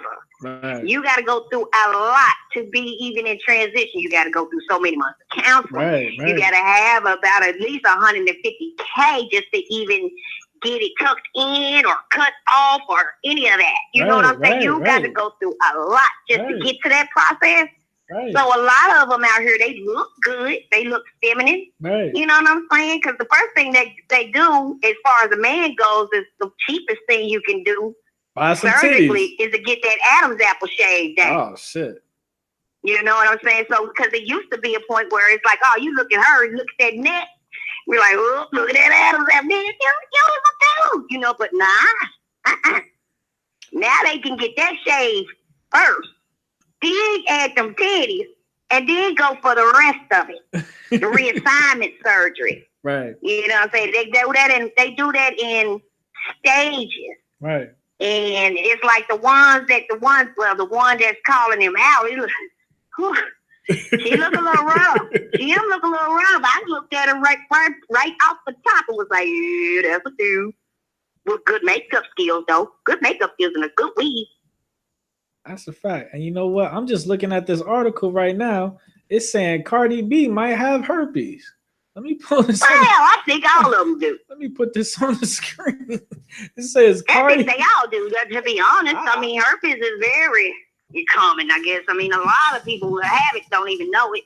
That's a fact. So it's like, yeah. I mean, especially in Hollywood. I mean, they all screw each other. So yeah, they probably all got it. And the only one that had the balls enough to come out and say that, yeah, I got it, was what's his name? Was it NBA young boy or whatever? Right. He was the only one that I've heard in history other than Charlie Sheen, or Magic Johnson, to come out and say, look here, I got it, and what? I do feel like, even though he said it, I feel like he said it because he knew it was going to come out eventually. I feel like he ain't say it because he was on some gangster shit. I feel like he said it because as soon as he said it, his mom and his girlfriend came out immediately. So I was kind of under the assumption that they might have came out anyway. His girlfriend posted her, and she's an abuse victim. Right. He whoops her ass on a regular. Right. She tried to come out and say that she got that black eye from a pack of ramen noodles, honey. Yeah, she said hot water got in her face or something. Hot water. I said, honey, you need to get your medical shit right. Like you ain't never been burned by no scalding hot water. Right. That's not what hot water does to your face, boo. At least Google that. I mean, come on, WebMD. What does a burn look like from scalding hot water? And I mean, she would have been better off just saying, hey, somebody threw a pack of ramen noodles or a box of ramen noodles at my face, right, and it hit me. She would have been better off saying that, but nope. But she's young. She's only like 18 or 19 years old. She don't know no better. God bless her. But I hope she get away from this. For real. Yeah, and I think that'd be a good topic for one day. As far as are these people staying with these rappers because they're entertainers, or are they really I guess in love with these niggas? You know what I'm saying? I mean, you got to be in love or something. Just say what a dude that's gonna whoop your ass. on a hotel camera, right, in the hallway and body slam you. We was just playing. No, I don't play like that, boo. Right. I mean, I don't play like that. Then he made her sleep on the couch and then go take her shopping. And then after he took her shopping, she had her little, Fendi and Gucci bags and shit outside on the curb and everything. Right. She still look rough. Right. Yeah, I just pray for him, honey. I need to come up with a show called The Sick and Shut In List. What would that mean? What would that be like? What? The Sick and Shut In List? I'll put like celebrities on it. Well, just the ones that need prayer, honey. Because I mean, like I was telling Kelly know, Mama Candy know, if Keys to Win in here, she know. I told them in one chat that I put Tokyo Tony on the Sick and Shut In list at church. And my pastor actually called her name out. Got a couple Snickers up in there. I was like, yeah, put black tie on her neck. Damn. Because you can literally go into church if you get there on time, which is hard for me sometimes.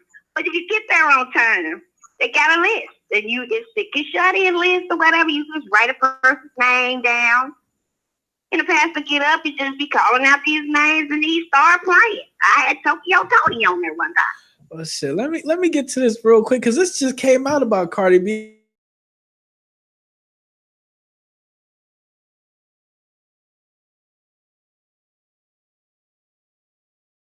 Which shows Offset with some type of mystery sore on his bottom lip. Wow.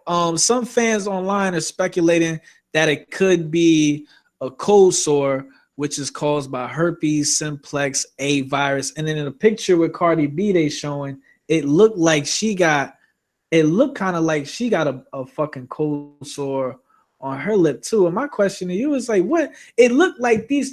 I mean, at the end of the day, you got all these niggas out here that want to sleep with Nicki Minaj and Cardi B, and you got all these chicks out here that want to be with, like, who's popping right now? I don't even know. The Drake. Migos and all them. Like the Migos and Drake. I heard Drake had herpes allegedly. So it's just funny when probably do. He just probably got genital herpes. Oh shit. Because I ain't seen none pop up on his lip. Right. But my question is like, can you imagine like the program is so real that people are really out here idolizing and wanting to lay down with these entertainers that are actually infected? Can you? Yeah, I mean, it's just. I guess it's just. I don't know. Everybody want to clout chase. Right. Everybody want to. Everybody has had that fantasy of being with somebody that's famous. Even me. Just like what's his name? Last King up in there. Is he still in there? Yeah, Hyde is up in here.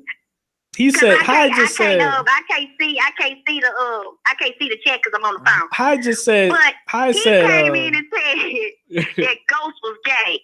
Okay, and I lost my shit a little. Yeah, did he say? But I was like, look here, okay, you're not gonna crush my dreams.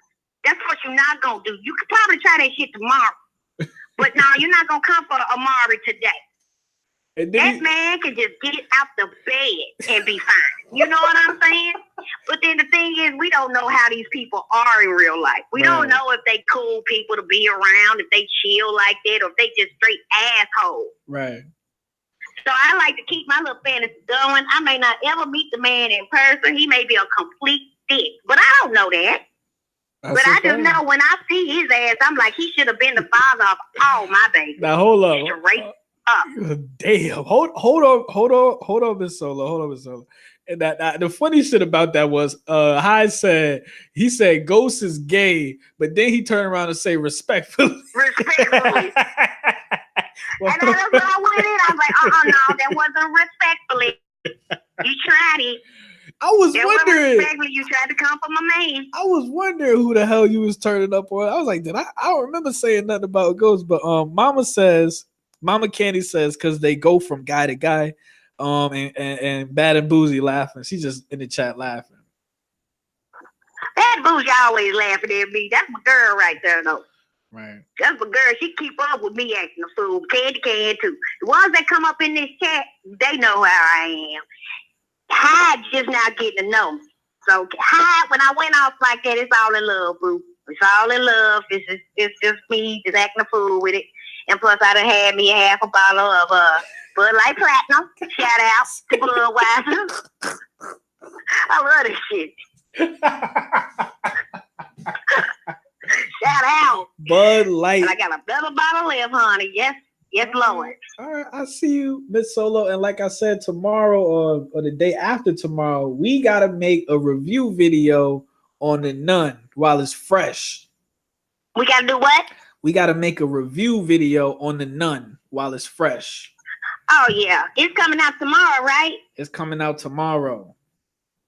Oh, okay. Yeah, I'll still be in town. So, yeah, I'll be ready for that. And like I said, I already picked out my bag when you got through with that live talking about it. Because I didn't even know that it was coming out. I didn't even know that it was going to be a movie. Until I saw you talking about it. And I'm like, what is he talking about? Like The Nun. And I went and looked at the trailer and I'm like, hell, in the trailer. I almost dropped my phone. And cracked my phone. She popped out so quick on that girl. I was like, oh, hell no. Yeah, I got to be there for that. I got to be there for that. So after that, I went up to the Dollar Tree. Got out my little nerds and, my little snacks and stuff, and got me some little sodas, and then I went to the liquor store and got my little bottles of wine, little bottles, where you can crack it open and just, airplane jump. Like the airplane bottle type, got my little, Behringer White Zinfandels, got 4 of them. Damn. Got a little nice purse size, honey, yay. That's my big purse, honey. Oh, damn. That's a good ass idea. I never really thought about buying the airplane bottles for the movie theater. I never thought about that. Hell yeah. Why not? Ain't nobody gonna be watching you like that for real. I never thought it's gonna be dark and I'll be cranking them out too, boy. All right, the only thing about that though is alcohol always makes you pee a lot. So I gotta be careful with that. Right. Because if I pay that kind of money to watch a movie, I don't want to miss nothing. Hi, you saw The Nun last night. Don't ruin it. But did you see The Nun? Saw it last night. He said The Nun is good. Saw it last night. How the hell it came out last night? Shut up now. Don't ruin it. Well, what time? Don't ruin it now, because I got my little snacks and stuff ready. Are you gonna see I'm it? ready. Are you gonna see it during the day or the night, Miss Solo? I probably see it during the day. Okay. Because it's like, when I see it during the day, it won't be that many people in there because everybody be at work or something. Okay. You gonna see it by yourself?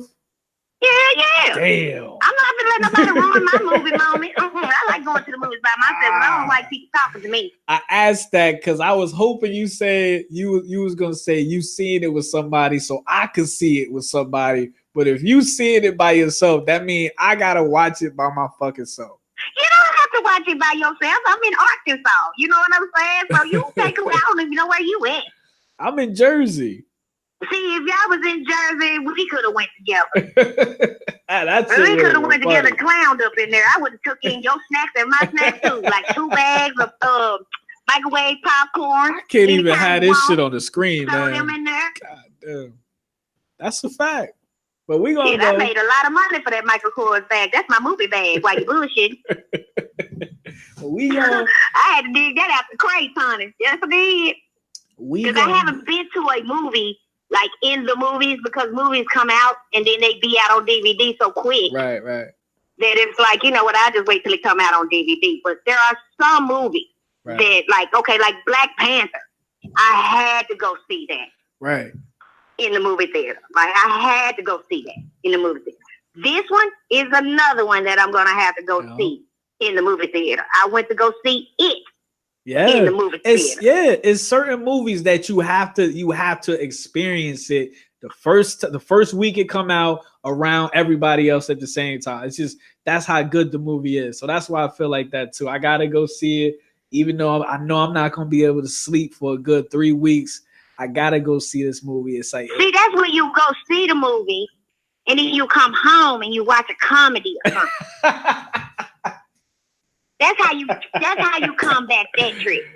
Hey. You come home and you watch something funny or colorful or hilarious, stuff like that, and then you won't be thinking about what you just seen. That's true. That's true.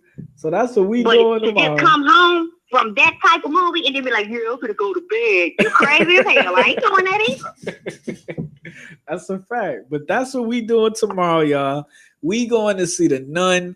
Hopefully y'all can join us. Hy said he saw the bootleg version on Cody. The bootleg? On Cody. I didn't even know they had it on Cody yet. But on Cody? I'm gonna have to look that up. But I don't even want to see no bootleg version.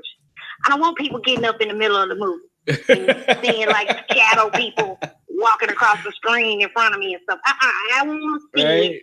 I'm gonna spend my little money and just go see it. For myself at a time when I know there ain't gonna be a whole lot of people there to be hollering and screaming and yelling because I want to be the only one acting a fool in there for real.